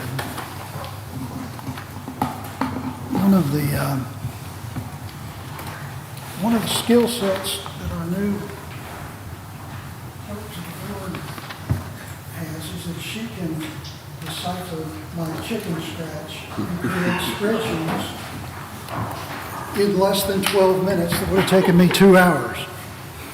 We've pulled, and there's no rhyme or reason to why I went back to fiscal 11-12, but those were the audit reports that were easily accessible.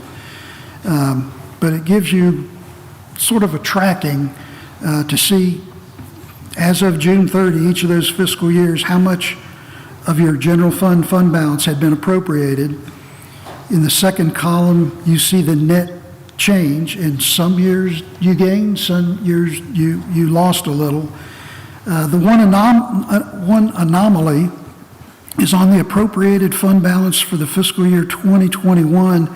The audit report reflects a negative $546,943. I don't know how you can appropriate a negative number, but that's what is in the audit report, and I've not had a chance to chase that down. The middle column shows your fund balance for the general fund as of June 30 of each of those years, and for the audit you just received, even though it wasn't mentioned, that fund balance is $8,064,191. Your unassigned fund balance is $3,300,536, and you can see on the right-hand column the fund balance is the cash, excuse me, is $5.4 million. And it was 6.2 the year before, and you might ask, well, why'd that number go down? Well, that number went down when the board moved ARPA money from the general fund to the utility fund for the radio read project. The board moved, I think, 1.35 million, somewhere in that ballpark. On page 17 of your audit, you'll see the state's calculation for the available the fund balance amount that's available for appropriation. And for Gates County, as of June 30, it's $4.8 million. And that equates to 30.71%.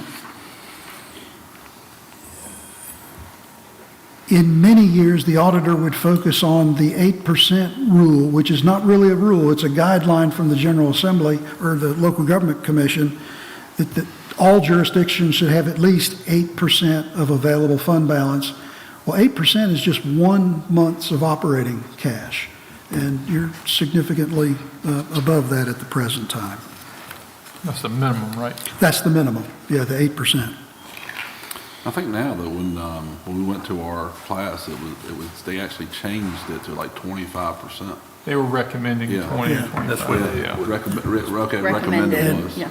And for any number of reasons, jurisdictions will see fluctuations in that.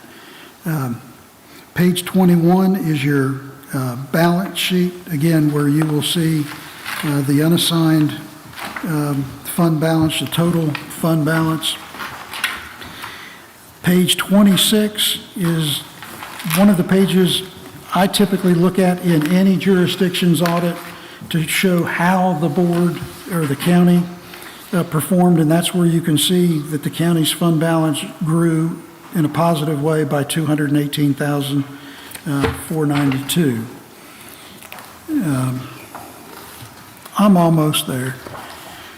Page 77, there's a lot of discussion about what they call OPEB, which is your post-employment retirement benefits. Which page is that? 77. My 7, okay. Good, I'm showing a blank page. Your 77 is a blank page? Well, okay, well then, No, we got a lot of blank pages that we're good, we okay, got I'm it. sorry. I'm just trying to hit the highlights so you don't have to read the whole thing tonight. But I think it's always interesting to note the OPEB liability for the county. And you'll see if you go all the way back to 2018 on the far right side, they're showing the county's OPEB liability of $4.4 million. And if you go all the way across, you'll see that it fluctuates. It goes up and down. We're now at 4.8 million. And it's got a line below that says covered employee payroll. So when someone asks you, what is the payroll for Gates County? Well, that is what you call your general or regular employees. If you flip the page, you will see, it's page 81, you will see the total payroll for your law enforcement staff. But anyhow, it's just, you'll hear over the years with the audits a lot of discussion about the post-employment benefits. As she mentioned, we're going to have to start reporting sick leave balances as a long-term liability. Beginning on page 98 and 99, you see a breakdown of expenditures by department, the original budget, the final budget, the actual amount spent, and then what the variance is. And we often talk about, I'll just say the positive feelings we have when a department doesn't spend all the money that the board gave them authorization for. And as you recall, there was a time last year when the board had to make some adjustments for the cost of housing inmates. And fortunately, the sheriff had saved money in his budget. Well, for the year reported June 30, just in the sheriff's cost center, there was $158,000 that was not spent. Now, in the inmate budget listed as jail, we got through by the hair of our chin. There was only $1,500 left. I mean, it was close, and but again, he worked with it. He and the chief stayed in close consultation with Mr. Robertson. Another one to sort of hone in on under human services for your social services department, particularly the line item that really carries the load for the county dollars. That's the Social Services Administration. The board had appropriated $1.78 million. There was actually $1.6 million spent. So the DSS administration put back $182,000. I can't tell you how many times I've seen in the past where counties struggle with issues with either DSS, local dollars going the wrong direction, or there are problems with documentation in case files and there are penalties issued, and we don't have any of that with DSS. Your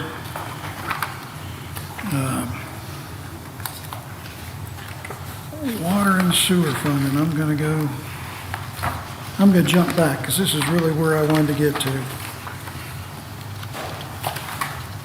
I'm looking at page 29. This is really the last one well, almost the last one. They don't calculate a fund balance for utility funds. But if you call the local government commission, they're going to tell you take the total current assets less the total current liabilities.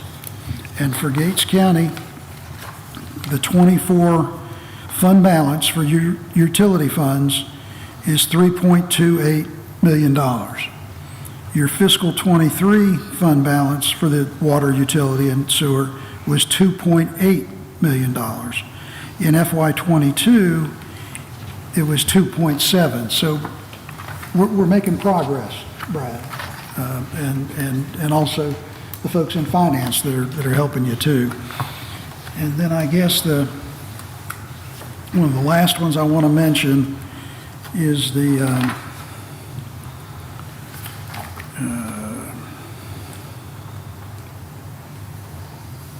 no, I'm not going to be able to find it. Your revenues over expenditures in your utility enterprise fund on page 114 reflect a gain of $565,000 for June 30, 24. And I wanted to present that to give you not just an understanding, but hopefully a comfort level when we discuss the budget amendment that I've proposed, F25033, utilizing almost $350,000 of your fund balance. You had a gain of $565 at the close of 24.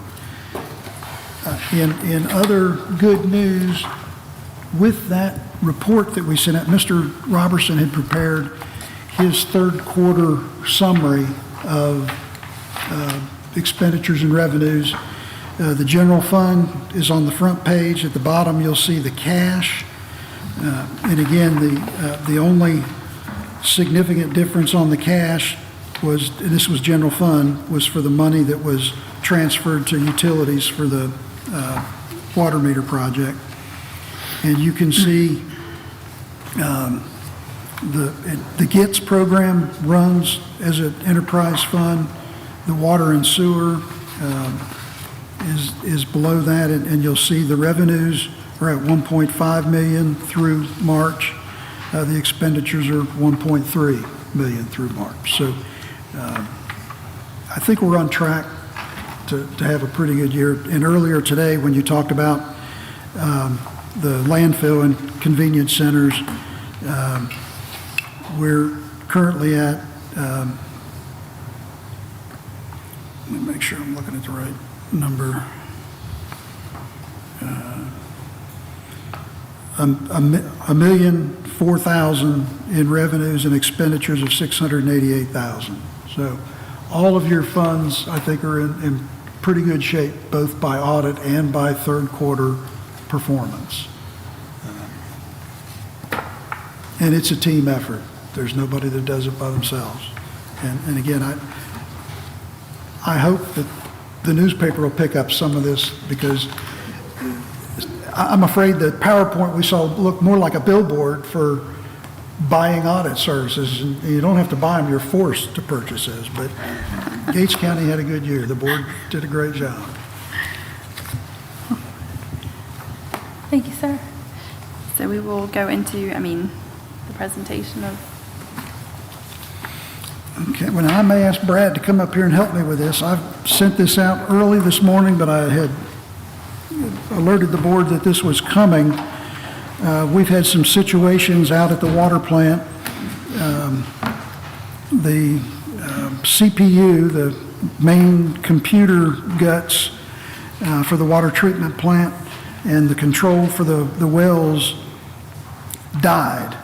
But it was 30 years old, so I think it's not surprising that who has a 30-year-old computer at home they're still using? Well, ours died, and Brad has contacted a vendor that has the equipment, the software, and the staff availability group called Microcom that can come in and help us out on that. That line item, $62,095. The big number in here is $175,000 to close out the water meter replacement project. This project has taken longer than we anticipated. There have been issues with the installer. There was a third-party contractor who would put the device in the ground. Sometimes the device was turned the wrong direction. Sometimes the device, when they recorded it on their log, they picked up the wrong serial number or the wrong, what they call, I think it's EIN number. EIN serial number. And we've had a couple of cases where a person has a brand-new water meter, but the gallons this fellow's using is being recorded by the water meter across the street at his neighbor. So we have identified a contractor, this G2 Utilities, who is available and ready to help us do an on-the-ground physical check of all of these meter installations. And if we're going to make our July 1 cutover so that we can move from the bi-monthly billing system to the monthly, we need to move on short order. Otherwise, I'm afraid we'll be back here a year from now still trying to figure this out. On the issues with our wells and fluoride, that work continues, and it's rigorous, it's time consuming. We have testing that is done, sending samples to 2 different labs, but we're getting some real, I think, I'm enthusiastic. We're getting some positive results that seem to indicate, for example, well number 1A that's got 3 different screens that we heard about. They were going to do a Packer test checking individually those 3 different screens. Brad, can you share publicly what those 3 different screens showed for fluoride? So far, what I've tested versus what Waypoint has tested, they're coming in at about like a 1.2, somewhere in that ballpark. And when we've been averaging close to 3 or over 3, that seems very successful. And what they found was that I guess it was the middle screen that was blocked or clogged? Yeah, it had never fully developed when the well was installed, and they went in, and they done what they call rawhide, which they put a chemical down there that binds the clay and makes it pretty much. Well, it's like I don't backwashing really in know a what it pool does, filter. but when we started, the well was producing about 185 gallons a minute, and with the current pump that's in there now, we're getting 320, but that well is capable of doing like 700 gallons a minute now. Okay. So this next item with East Point, $48,950, is to replace the existing pump with a submersible 40 horsepower pump, and the number you see includes all the installation labor and materials, and they're ready to go. Next on the final one, $63,676, is also for East Point Contracting, and this is for well number 3, and the suggestion is that we use a 100 horsepower pump. Might as well talk about, those numbers too. On the GP, or the gallons per minute, I put gallons per day, gallons per minute, I'm sorry. Well, what we currently have at well 3 right now is a shaft-driven turbine pump. And just for backup, I had asked for pricing on, getting a shaft that we can have here and another pump to keep on hand in case it failed, because that's our main pump.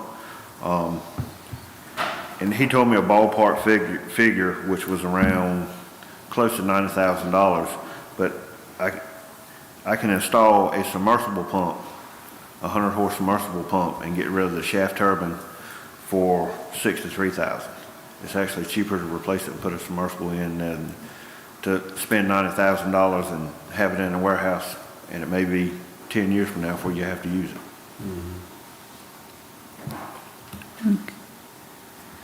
The submersible pump, more reliable. It's more reliable, it's more efficient, it costs a little bit less on power.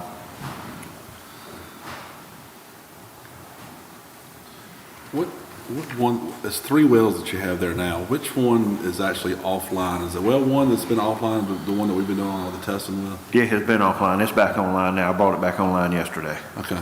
So we're with the exception of 2, because we have the pump there, doing the testing. All 3 wells are. So the fluoride levels coming out of well 1 now are 1 point something now? Like a 1.2. Okay. And so are you just running 2 wells at a time and alternating them on and off during a 24-hour period? Well, that's another part of the SCADA. Airs are set up, when the system was built, it was built for all 3 wells to come on at one time. Mm-hmm. So they all 3 have to run unless we manually cut them off or manually, rotate them around. Mm-hmm. But we don't really have the data on how much they're influencing each other. We have a little bit of data. I mean, they are definitely influencing each other, I think by 10 or 12 feet, but. So has our fluoride levels dropped in the county? According to the testing and waypoint, when you analyze each well, they're trending down, yes. Trending or individual spot samples? Well, we take them at the start and then 2-hour increments for 8 hours. Chemical addition to the well? Not on well 2. That was just on well 1. Okay. So well 2 is dropped just randomly on? Well 2, we're getting just my testing today. We sent the samples off to Waypoint, but I tested with my device 0.9 is what I'm getting on well 2. It's phenomenal. After 12 years it happens, so it's pretty cool. But it's still up in the air, because there's still a chance that the 3 waters combining could be causing a chemical reaction and making it release more fluoride. We don't know that yet, but that's something Dr. Sproul is looking into once we get all the data. He's eager to get back up here and put hands on this, work with him. He's been really interested. All right. Do you have any more conversation or? Yeah, I gotta say, so first of all, getting this morning, we haven't had a chance to do it. This should have been a special session, in my opinion, for us to discuss this in depth. Get it first thing this morning, haven't had a chance to review this at all. Feels like it's bum rushed. You tell me that this SCADA unit failed, yet I'm seeing here a price quote from February for the SCADA system, but it just failed today. The other prices came in the last couple of days. I just don't feel like I'm ready to vote for $349,000 after getting something 7 hours beforehand. I'm sorry, I think we need to talk about this a lot more and hear a whole lot more about, buying this and why suddenly we're going to spend $349,000 out of fund balance when it hasn't been an issue for the last 5 months, the last 10 months since the fluoride was an issue, but suddenly with 8 hours notice, we're going to spend $349,000 out of the fund balance. That's disturbing to me. Well, part of it is we are having failures, and I had sent another email to the board. 10 horsepower, which one of these, the 10 horsepower failed in well 1, in well 3, or well 1? No, the 10 horsepower pump is on one of the motor was on one of the high service pumps inside the water treatment plant. Okay, the meter replacement's $175,000. That's correct. So that's a failure that's imminent or happening? That's What you been just a, described was this to finish the rest of the work. Again, to get this with 6 or 7 hours notice, as if we got to approve this right now, fund balance, I think it's silly for us to consider this at this point. If we could just let We him shouldn't be answer having your this- questions, though. This was not on the agenda. My Okay. items I asked to add to the agenda was told, no, we'll get it on here. But yet this pops into the agenda and we're taking No, this was- 45 minutes to discuss this in the public forum. This was added as an addendum when we added all of the others earlier as an addendum. It But wasn't, We saw these attachments this morning in an email. I'm but we've been saying it giving was, updates, including during the I budget got work this session. this morning. an email Right, from this you. has been, all the Yeah. board did, this has been a work in progress, step by step, following Dr. Spruill's plan Yes. to meet the targets that the board The has. 175,000 we Sir, Commissioner brought. Roundtree, Can I Commissioner Forth. finish? No, You if can't you could talk allow for him to let 45 him minutes. finish, let him finish speaking. He was answering a question, and then you may, Okay. go ahead.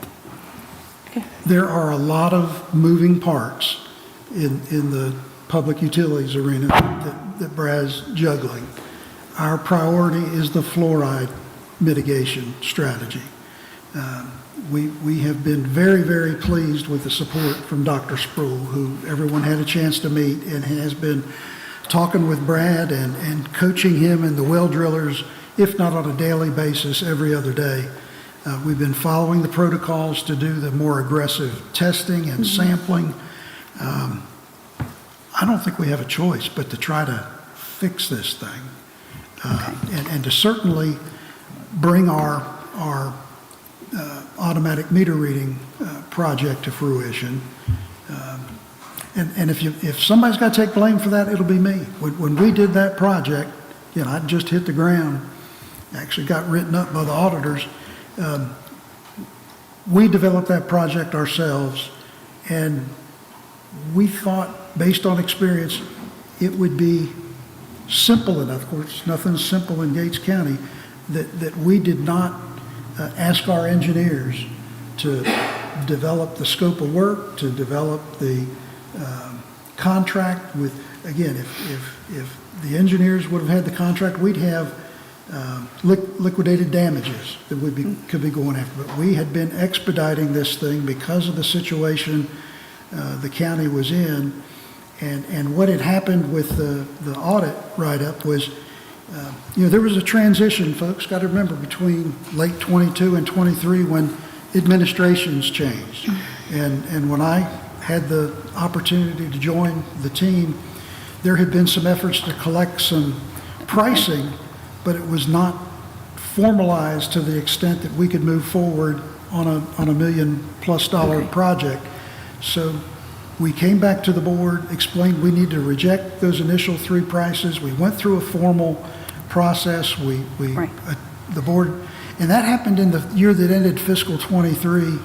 The contract for the meters was actually approved in fiscal 24-25, but when they had to do it, when the auditors felt they had to do a review of all ARPA money, because we were using ARPA money, that's where initially the way the write-up was put together was to say that the auditors told us, the auditors discovered. No, we reported to the auditor that this was our sequence of events. We are moving as carefully and as rapidly as we can to meet the situation at hand, which is to make sure we have a sustainable and reliable water system. Okay. Madam Chair. If we could, okay. Brad, as far as understanding some of these things, the controller, I know that early on in one of our work sessions, we did kind of talk about how the controller was something that eventually needed to be changed out because you just don't have anything. Right. Right? Is that when you started looking into exactly how much it would cost to replace some of that back then? Well, actually, this come from, we got grant money for a SCADA upgrade, but that was to include sewer and everything. Okay. And that was a little shy of $300,000, I think. The reason this is being expedited is as we have seen the interaction between the three wells, and we've been running the wells all simultaneously, we're trying to give Brad the ability to manage the wells and schedule them independent of the way we had always done. I know we had some discussion early on about that and the controls as far as how it needed to run and why it needed to be changed out. I knew it's been something we've been talking about doing. It just sounds like, unfortunately, this week it's played out. And you don't have anything at this point in time that's running the controls of the water system. Well, it's up and running now, but we keep getting CTU failures, and they said pretty much how to deal with it until we upgrade it. Okay. But So pretty much you got to send somebody by there every so often, check on to make sure everything's running right. every time we get an alarm, yes. Yeah. All right. Commissioner Forsyth. So, we're mixing all kinds of stuff here. One is the late submission of the budget somehow came in this whole explanation. We spent 20 minutes talking about that. That's again something this group could have talked about in a work session, not with the public having to listen to minutia about the work session, about the budget. However, then you move on to this, we're mixing all kinds of things here about fluoride and controls and meters and et cetera, et cetera. Last week in a work session, I brought up and asked about the meters, and that came up just last week. So magically, it's $175,000 we got to do with 8 hours notice. Totally being bum rushed here. This is what we traditionally call it being baffled with BS, when they come in with a whole bunch of stuff, and last, it's got to be done right now, pass it, don't approve it, don't talk about it. This is frustrating to me to see this. I sure hope this council, this commissioners board will not consider something like this without thoroughly vetting this. This should be a special session to go through in detail. These are all mixed together. We're going to spend $349,000 out of a fund balance that wasn't budgeted for because the SCADA system's messed up. We need the meters. We got to finish getting that done because we haven't done it in the last 6 or 7 months. Oh, well 1A's got to have a submersible pump, 40 horsepower. Well 3's got to have 100 horsepower, one for that. And all these things mashed together, shoved at us at the last section, and we're asked to consider this. From my perspective, the proper way to do this would have been to come in and consider each one of these with time to discuss it. Or if you're going to put something this big forward, we talk about it in a work session. Right now we have other stuff. All the folks watching are having to listen to line by line, going through an audit of what we did this year and what we did last year, and we did this and we did that. And we spent an enormous 45, 50 minutes watching that clock talking about an audit that was submitted 5 months late. And it seemed like to me that it was unnecessary for that to have occurred in this body, okay, in this time in front of the public. And now we're doing the same thing. We're bum rushing these things. And SCADA equipment has some lead time or whatever. We're ordering $300,000 worth of SCADA equipment where I'm at right now. You can get it. It's not an emergency. And the rest of this stuff, again, to be bum rushed into voting on this with just a few hours afterwards seems unnecessary, irresponsible for us to do. And quite frankly, I question the veracity of anybody would submit this to me and ask me to approve it. Madam Chair. Thankfully, the way government works and the way we work tonight, we voted to add this to the agenda so that it could be discussed. We have not voted to approve this yet. This is the point of discussion for these items to ask questions and clarification, which is what it should be. It should not be an attack at it. It was brought forth, it was approved to be on the agenda as an amendment, and now we will have formal discussion as we should have. Madam Chair, if I may. Yes, sir. Brad, do you need this equipment for your water department? Yes, sir. To increase capacity is the reason for well 1. it will go from 320 gallons a minute to 520 gallons a minute, which is what we need at this point in time, So we need this equipment to service our citizens, our paying customers. to add more volume, yes. Madam Chair, I'd like to make a motion to approve this budget amendment. All right, Second. okay. Do we have any further discussion? Yeah, I hope the voters remember this come the next election, the wastefulness. That is a point of order. We are not permitted to. That is out of order. I don't care. I know you don't. That is out of order. If we could come to order, please, Everybody gentlemen. else knows you don't too. Yeah. What's your place in saying that?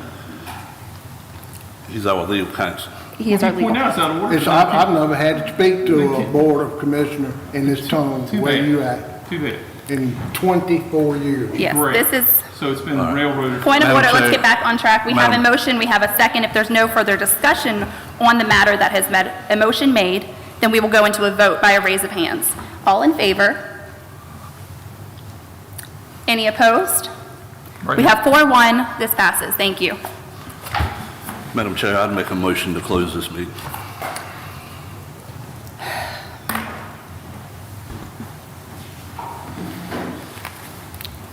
We have a motion on the floor to close the meeting. Do we have a second?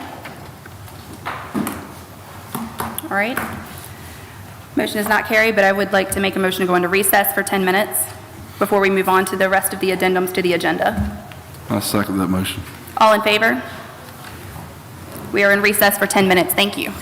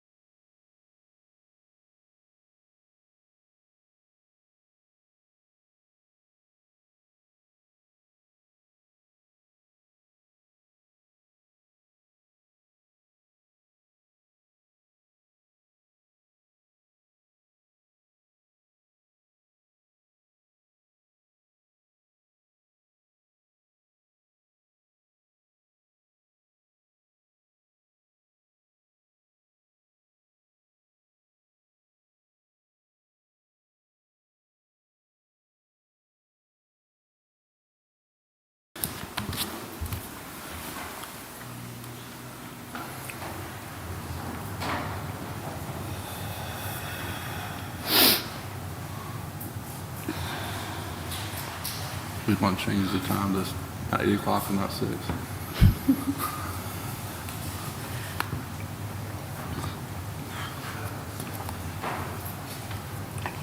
I got it, okay. All right, so if we could have a motion come out of recess. So moved. Second. All in favor? All right, we are back in session. We are going to move on to the next new business item that was added at the beginning of the meeting. Commissioner Berryman, if you could present. Yes. As you all know, Ms. Lisa Cherry and myself are working together on the Merchants Commerce Center.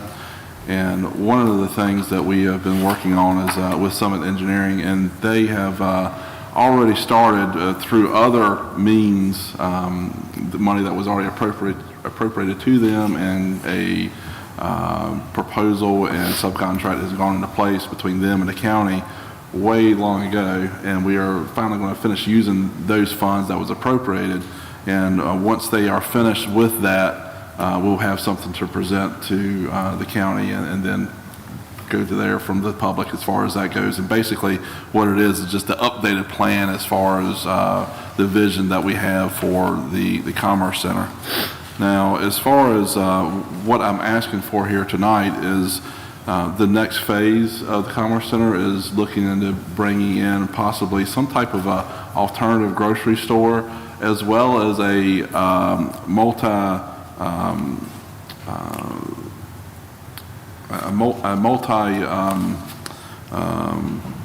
I got it right here, flex space, so that way we could possibly use that for entertainment, renting it out, things like that. There's a lot of folks within the county that go outside the county and rent space for events and those type of things like that, and in order to keep those dollars here in the county and continue to draw people to the center part of the county, the Commerce Center there, and to promote that, it would be good to have one of those spaces.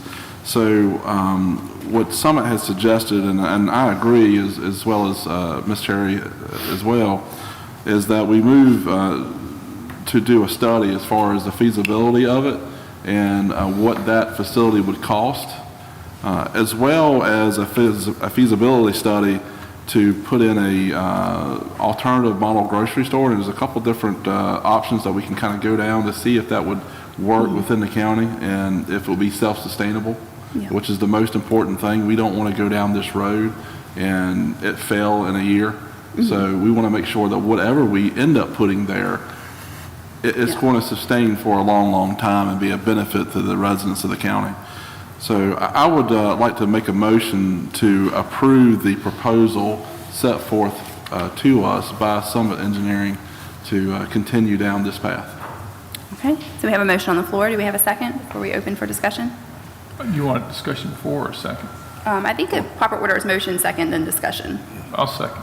Okay, all right, we're going to open for discussion, and I would like to go ahead too as well and say, Ms. Darby, when she presented before, did speak of an alternative model grocery store as being the option, because we're not going to have these chain stores that have, many citizens I know have requested come in, these big box store type things. We are too small, we're too rural.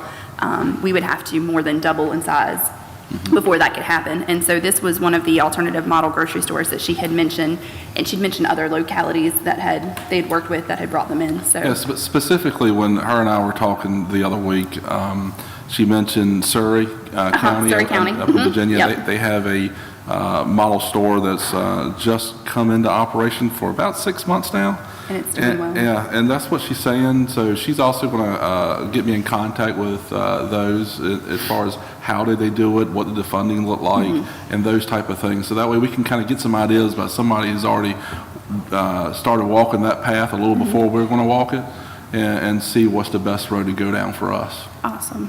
Thank you. Any other discussion? I was just going to ask, I think it's a good idea, I guess, in Gates Commerce feasibility studies, sounds like a good idea. Only thing I wonder about is we keep going back to these same guys, and I really believe, just like we're in bed with green engineering, I think we're in bed with Summit here, and I think there's good value in diversity and whether or not it's worthwhile to consider going with a request for proposals or request for qualifications from other firms that do this to get a fresh look. Nothing against Summit, Right. but at the same time, they've had a couple sort of, stabs at the apple here. Should we be considering going to somebody else, offering up the chance to another firm that might give a fresh look at it? That's the only question I would I have. would be interested in that too, like what Yeah, your I mean, we opinion could is. definitely look into something like that. I would also say that having a relationship with a firm also goes a long way, and they start to understand what the real needs of the county are, and so that way we're not bringing in somebody new to the information and how to get them completely up to speed with it and wasting time with that side of it, and time is money in what we do. And so in my typical experience in dealing with engineering firms, they're all pretty close. You can almost argue the point that is going out, getting a bunch of other quotes and going down another month of time wasted. Is it more of a cost to the county doing that? And really, are you going to get any bang for your buck for your savings, if any at all? Because typically when you do have these relationships with these firms, you do get a preferred pricing when you do come back to them time and time again. When you had a conversation with Ms. Darby, did she particularly talk about what the feasible study is going to comprise of in detail? What will she be looking at? What will she be discussing? What numbers are she going to crunch? And what's going to position us to be, in a situation where we can get this alternate store, grocery store? And that's one of the reasons having Ms. Darby involved in this is going to benefit the county, is because she already has those connections with other localities that's gone through this already. She named about 4 of them that she's already gone through with something similar to this, so we have that experience already with her and dealing with these other places. But if you go through the actual proposal itself, it bullet points out exactly what they're going to be, services they're going to provide. And basically it's, the demographics, the assets, the liabilities for the county for us to go down this path with that. She's going to put us in touch with other similar projects like this so that way we can have those discussions with them and find out what were some of the mistakes that they made, so maybe Gates County doesn't make those same mistakes and we learn from others' mistakes as far as that side of things go. And then as well as creating a phasing plan, because that's one of the biggest things that we had a lot of discussions about.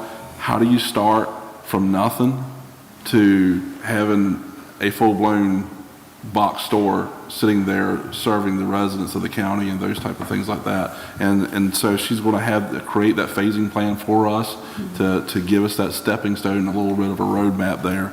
And so, finding the cost proposals and the ideas and the phasing plan with that.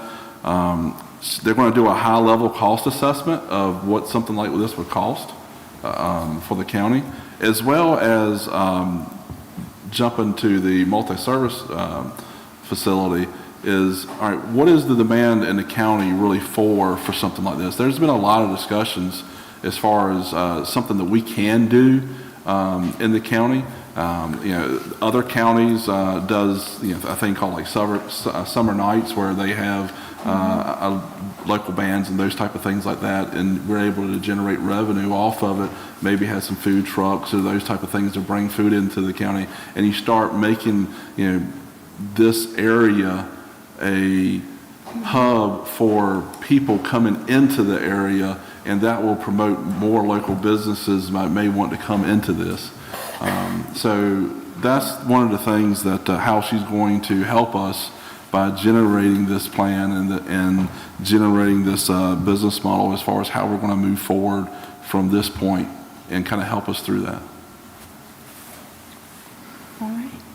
Do we have any other discussion? So we have a motion and a second on the floor. The only discussion I would have, where would this money come from? Would it come out of the fund balance? Did we already have money appropriated for it? I don't believe there's any money appropriated for this yet. Yeah, we would have to do a budget amendment, most likely from fund balance.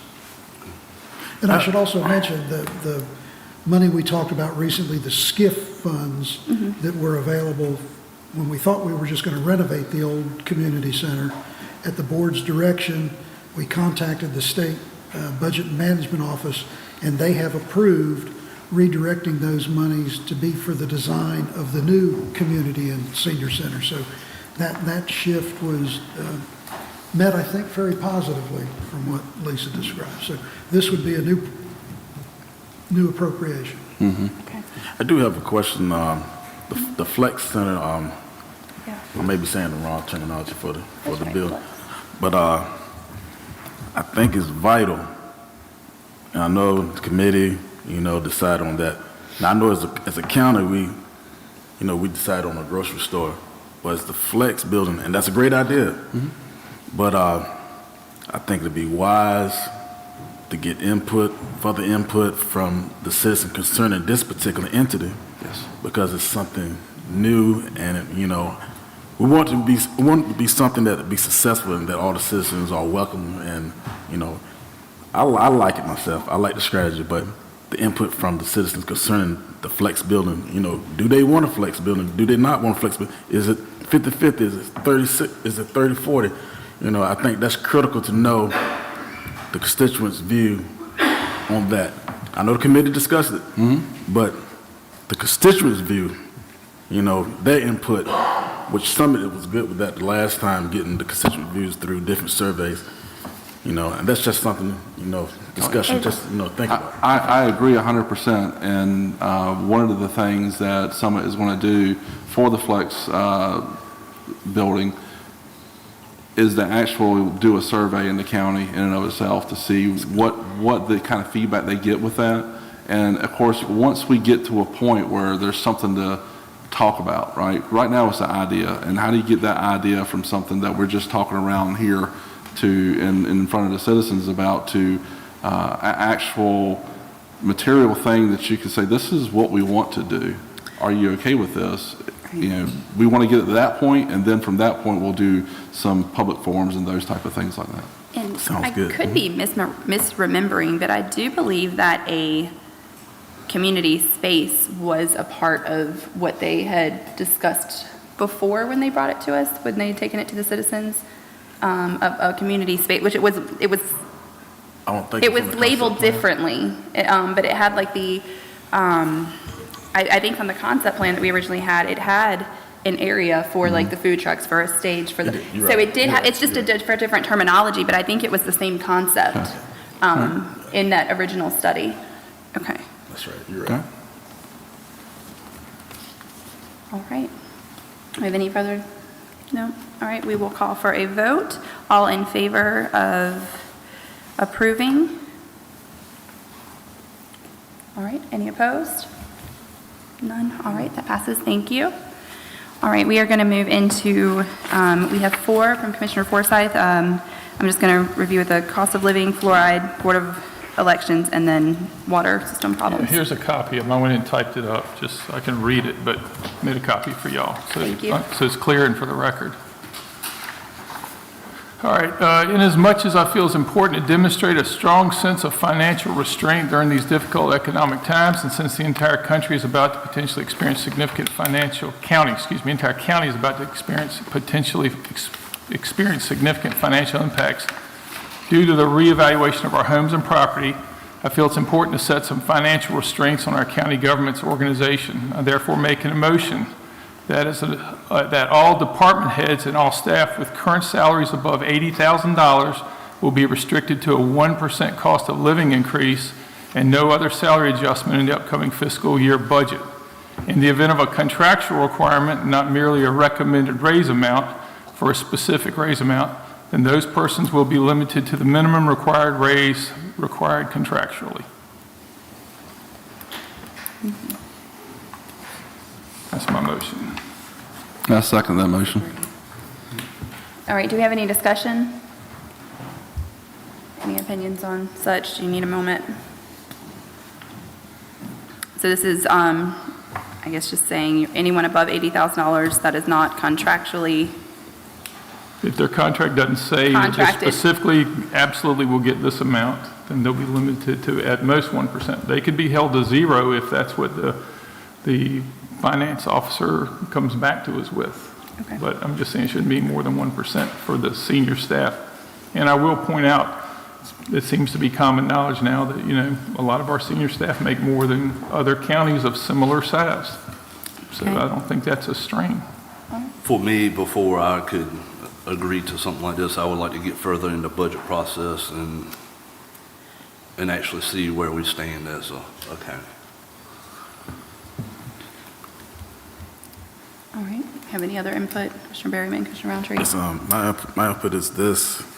I think it is wise that we go further in the budget process, but also keep this in mind. Retention is so important. When you have good people, they deserve what they deserve. Now, if they're not good people, they don't. But if they're good people, we better retain them because another county will obtain them. Retention is critical in this work environment. Yes, we got to be fiscal stewards, but yet and still, at the same time, in order to be operational, we need to have the best, and we need to retain. But first, let's look at the budget. Let's look at the budget and see. And I would say that's kind of I don't think that this is off the wall with the suggestion during this, but I mean, we have a motion and a second on the floor, so we're going to have to go into a vote. I mean, my personal thing would have been, again, kind of like them to maybe table it till next month when we're a little bit further and actually have received the information. But we have a motion and a second, so we are going to call to a vote as is, if there is no further discussion. All right. So all in favor of the proposal as written? All right. Any opposed? All right. Okay. Next motion. This was we the don't water have it. system one, right? Well, you had said fluoride, Oh, okay. but I mean, it's, Oh, okay, You I'm said sorry. Okay, yeah, cost give of that back. living, Sorry. fluoride, Yeah, Board of sorry. Elections. Let me make sure, sorry. I Water got them out of system. order. Okay, yeah, here we go. Push this one aside. That's mine. That's yours. And here's just some information to go along with that. Yep. That motion. This goes along with that. So I've given you a packet of information that will go along calculations and costs for this.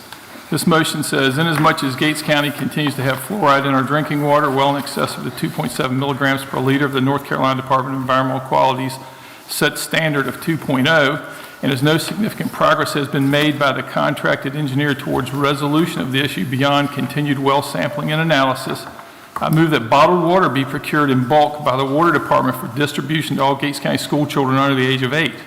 Furthermore, I move that we request this distribution be coordinated with the Assistance Gates County School System on a weekly basis, depending on whether you use National Institutes of Health numbers or Centers for Disease Control or various other reputable institutions. Generally, 40 ounces per child per day is estimated for drinking by kids 8 years old and younger, which is the target ages seemingly most affected by high fluoride levels. In your packet here I've given you, it shows the calculations of the 40 ounces per day, what it comes down to. I then actually took the liberty of talking to a company that provides bulk water. They ship it out of Raleigh, Durham, and Richmond. And for a truckload, it would take roughly 1 truckload a month, would be a little more than what we need. For bottled water, it'd be roughly $7,000 a month.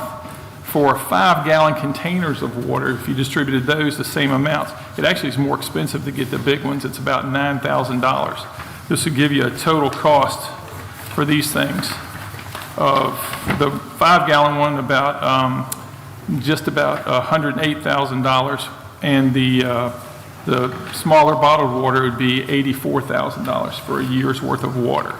And again, I think our kids are our most vital resource. This water level has been high for 12 years. We've known about it since last July when their consumer confidence report was sent out again. It came up back in September. We spoke about it. We talked about maybe getting bottled water back then. It's kind of been shuffled to the side. And it's not likely we're going to get a magic answer right away.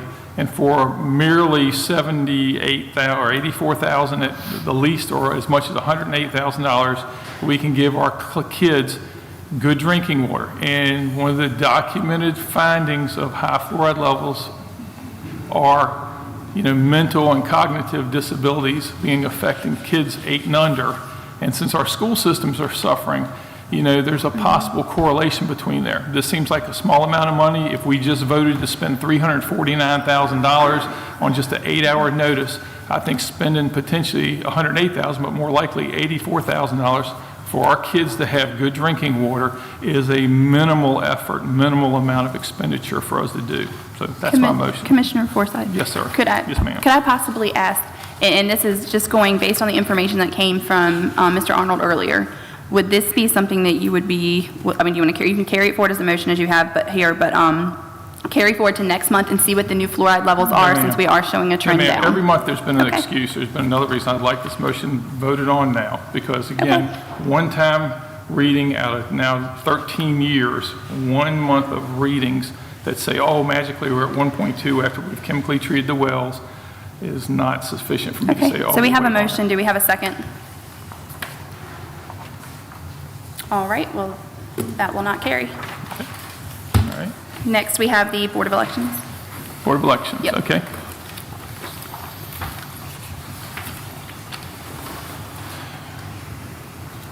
Okay, this one is, since the lawsuit by the Board of Elections, now former Executive Director for Gates County, against the Gates County government, Mr. Scott Sauer and Mr. Warren Perry, has been dismissed with prejudice, I'm making a motion, and since the previous request by myself and others for access to memos, emails, and other communications and documents between the county attorney, Mr. Sawyer, Mr. Perry, and the Gates County Commissioners in the office at the time of the actions leading to the lawsuit have been refused with vague excuses, there seems to be no longer any valid reason to refuse the release of the same information to all current commissioners. I therefore, in the interest of avoiding potential or similar consequences, make a motion for the release of that information in hard copy form within 7 days to myself and Commissioner Berryman.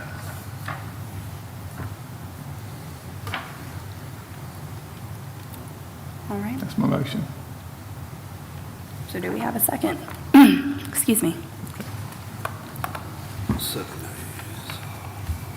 We- Okay. All right. They were still reading, so I was given a moment. Had a motion with,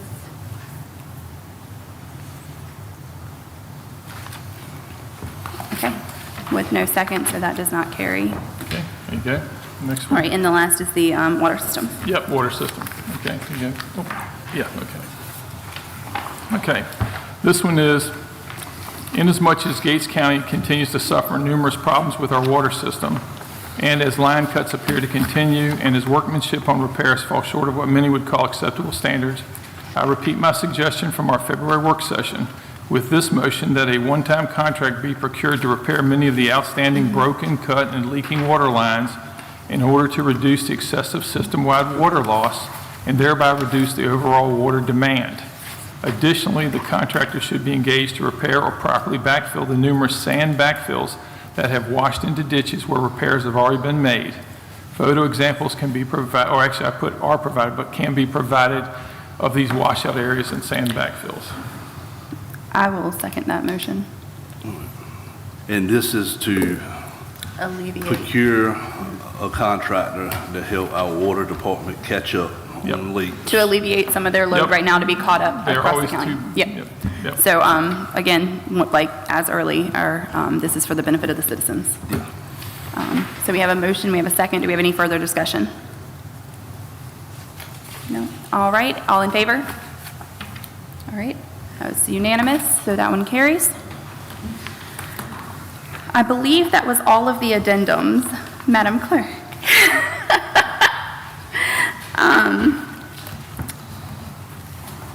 Yes, okay, just wanted to verify. All right, so we can move into the last segment, which would be County Manager Report and then Commissioner Updates. I've got nothing else. Okay, all right, we are going to begin, Commissioner Berryman. Well, as we discussed earlier, we are currently engaging with Summit. We'll start due diligently working on that. Scott addressed earlier, thank you, Mr. Sauer, as far as letting everybody know that the new community center / senior center is moving down the road with that. I would like for us to discuss when the time is appropriate, people that have the experience in those areas to be appointed to help usher through the design for that, to make sure that what we need as a county is going to be put in the design as we work through this with the engineering group. So, I'm good.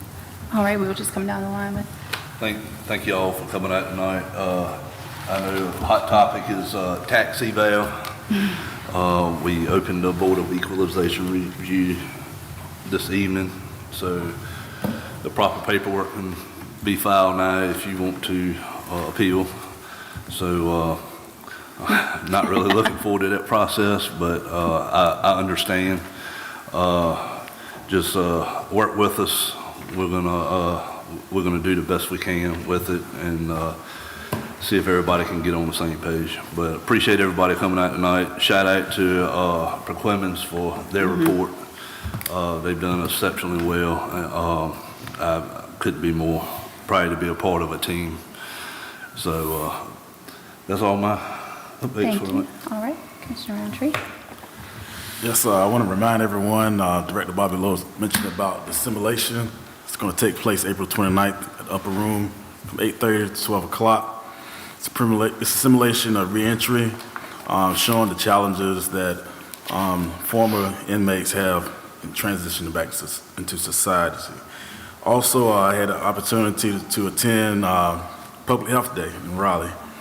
I attended with ARHS, Baltimore Regional Health Services, the executive board, and we lobby senators and our representatives on behalf of Tobacco 21 bill, and also the communicable disease funding bill. And we discussed House Bill 197. It was good interacting with the dignitaries and pushing on behalf of our region, our 8-county region, for public health for our citizens. Also, I want to say congratulations to Mr. Irma Bright and Dr. Althea Reddick on their 2025 Community Advocate Award that they received from the Rural Center. Big accomplishment. They really helped in the areas of broadband, and I want to just congratulate them on that. Also, on April 23rd, next Wednesday, 11 o'clock at Elizabeth City State University, that's going to be a blue ribbon cutting for the aviation department. The aviation department is going to have a building for flight training, and the blue ribbon cutting is going to take place at 11 o'clock. And that concludes my updates for tonight. Thank you, sir. Commissioner Forsyth? Okay, the reevaluation stuff. A lot of people have reached out, have said a lot of stuff about it. Again, I think that's critically important. I think we have to show restraint. I will say publicly that at a work session, we had somebody in this room mention that because of reevaluation year is a good time to ask for more money. I was inflamed. If you go back and listen to the video, you'll hear me react poorly to that. So I apologize to people if my behavior offended you tonight. I'm trying to do my best to advocate. I think we are put upon frequently, and we assume that bureaucrats and others automatically have our best interests when they don't, and some now have the assumption they don't have our best interests when many times they do. So for all y'all that have contacted us, made comments about it, I absolutely will advocate to try and hold the line. We should reduce our tax rate with these increased assessments to where people shouldn't be paying gigantically more. They might pay a little bit more, somebody else might pay a little less, but we definitely should be working for that. We should be making commitments now. We should be giving direction to the folks, and that's what comments have been made to me, and I think that's important to pass along. The other thing a lot of people have passed along to me is concerns about the workmanship. The one issue Miss Marion Brooks brought up with her message tonight from Sunbury, and she called me out specifically to come see it, about sand washing into ditches. That's lots of examples of that. If you're driving in right by the fire tower, that's been a little bit repaired recently, but that was really bad. There was one going out of Gatesville. The one right on Desert Road where I lived happened, and I had it specifically told to me before I took office that, yeah, the highway department will resolve that. It's not our problem. I think that's unacceptable.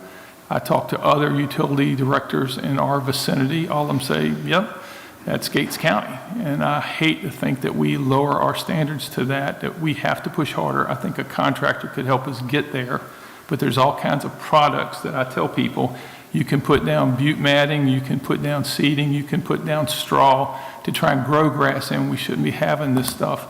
It looks horrible, it reflects poorly on us, and for those that have contacted me and asked, I said I would mention it, so I have. Other things are, it's quite a bit of effort going by people working here with trying to prepare budgets. We had a lot of the various departments come in and present stuff. Been very good, lots of hardworking people here. I don't mean to do anybody a disservice as far as how hard they work. I know it can be very much unappreciated. As me, an employee of a local government, I know that, and having our leadership poke us in the eye, that sometimes is the nature of it. Not intended to be disrespectful, but we do need to hold ourselves accountable for expecting the best from our people for what we're paying for with our taxes. That's all I've got. All right, thank you. We'll go into the chair comments. Reval was the top of my list tonight. We do hear you. We are also you. We also received those notices, and some of them had some sticker shock, but we do hear you, and we're moving forward. And again, just because that number is different does not mean that you're going to be paying 100% more than what you were. The tax rate still has to be set. We are still early in the stage of doing that.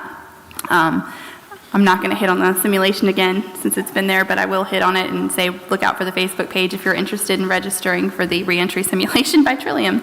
Also want to go and thank the Extension Office that we have here in the county for this morning. We have been together since 9 a.m. We have spent a lot of time together today. And we started our day with a 3-hour tour visiting 4 farmers in the county. Mr. Paul Askew, Mr. Todd Lewis, Mr. Robbie Umflett was next, and then Mr. Reggie Askew. And it was just nice to learn a little bit about their farming opportunity. We are an agricultural community. We appreciated that. It had been noted that this is probably the most interest that any board or county manager has put into our local agricultural community that they can recall. So I really thank the Extension Office for putting that forward. We look forward to future tours with them and to becoming, better partners with our farmers. I was not at the last meeting in March. I was at the North Carolina Summit on Reducing Overdose. Had the opportunity to hear some incredible speakers going forward. We also had our Chief of Rescue and Peer Support and Deputy Chief and our Trillium Vice President. We had a good show from Gates County there. Lots of good information to bring back, and really excited to see what happens going forward.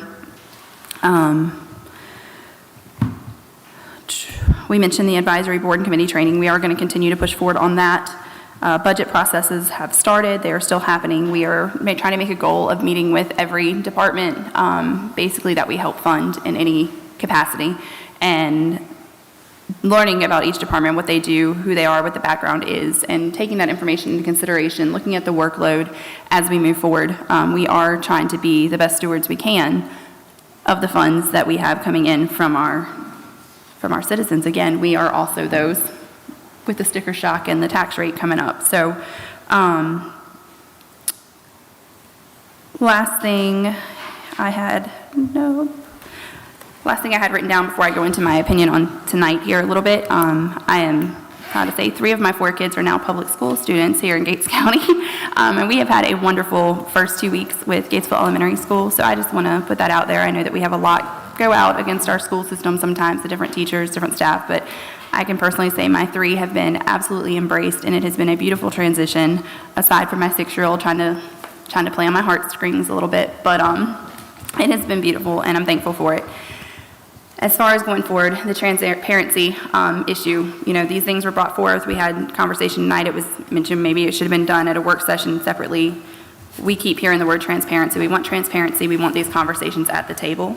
I'm personally not even disappointed with our moment earlier. I think that different opinions are good, different perspectives are good. We're all passionate for different reasons. We all have different areas of expertise. We all feel the way we do for different reasons. And I think that every voice and every opinion whether I agree with it or not, has a place at the table. So thank you all for bearing with us and for listening to us, and I do hope that we continue to have these open conversations, discussions, and even disagreements in front of you all, because that's how the change happens, is when we're working together and we're actually talking through these perspectives. So with all of that, I do have one thing, Madam Chair, Yes. if you won't mind. Go ahead.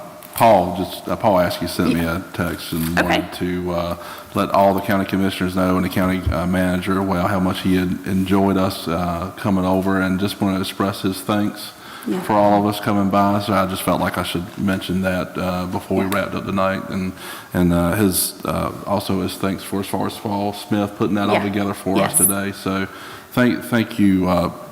Paul's must be looking on YouTube tonight, so thank you very much, and we did really Yeah. did appreciate that this morning. So we have one last portion, and that is our last public comment period. So if we have anyone signed up for that, or anyone that would like to come forward? No? I'll give just a moment. Do we have a public comment? Is that, if you could come to the podium, please. Thank you. You don't think so? I don't think we're ready to go home. That's I fine. think everybody can hear me without speaking on this. It will, the people at home cannot, so if you could. That might be a good thing. Hi, I'm Hi. Michelle Badgett. I'm from Gates. Thank you. I have a question. If somebody puts in a request to get information from the school board, why is it taking 6 months? I think somebody needs to look into that. I will say thank you for that comment. Unfortunately, we're not the school board. I with know, that, but- yeah. Yeah, I'm just making it public. I do. And I do have one more thing. Speaking about taxes and everything, a couple years ago, houses were given to people that lived in dilapidated houses. What is going on with the land and the houses that these people lived in? Who is paying the taxes on those houses right now? I need to really be quiet, but I'm going to go on more. In January, in the newspaper, the Gates County Index, they have people that are behind on their taxes, years and years and years. When is that going to stop, and when are we going to look to recoup that money? My questions, thank you. Thank you. All right. Do we have any others? Okay. With the business on the agenda addressed, if we could have a motion to adjourn? So moved. And a second? Second. All right, all in favor? And we are adjourned.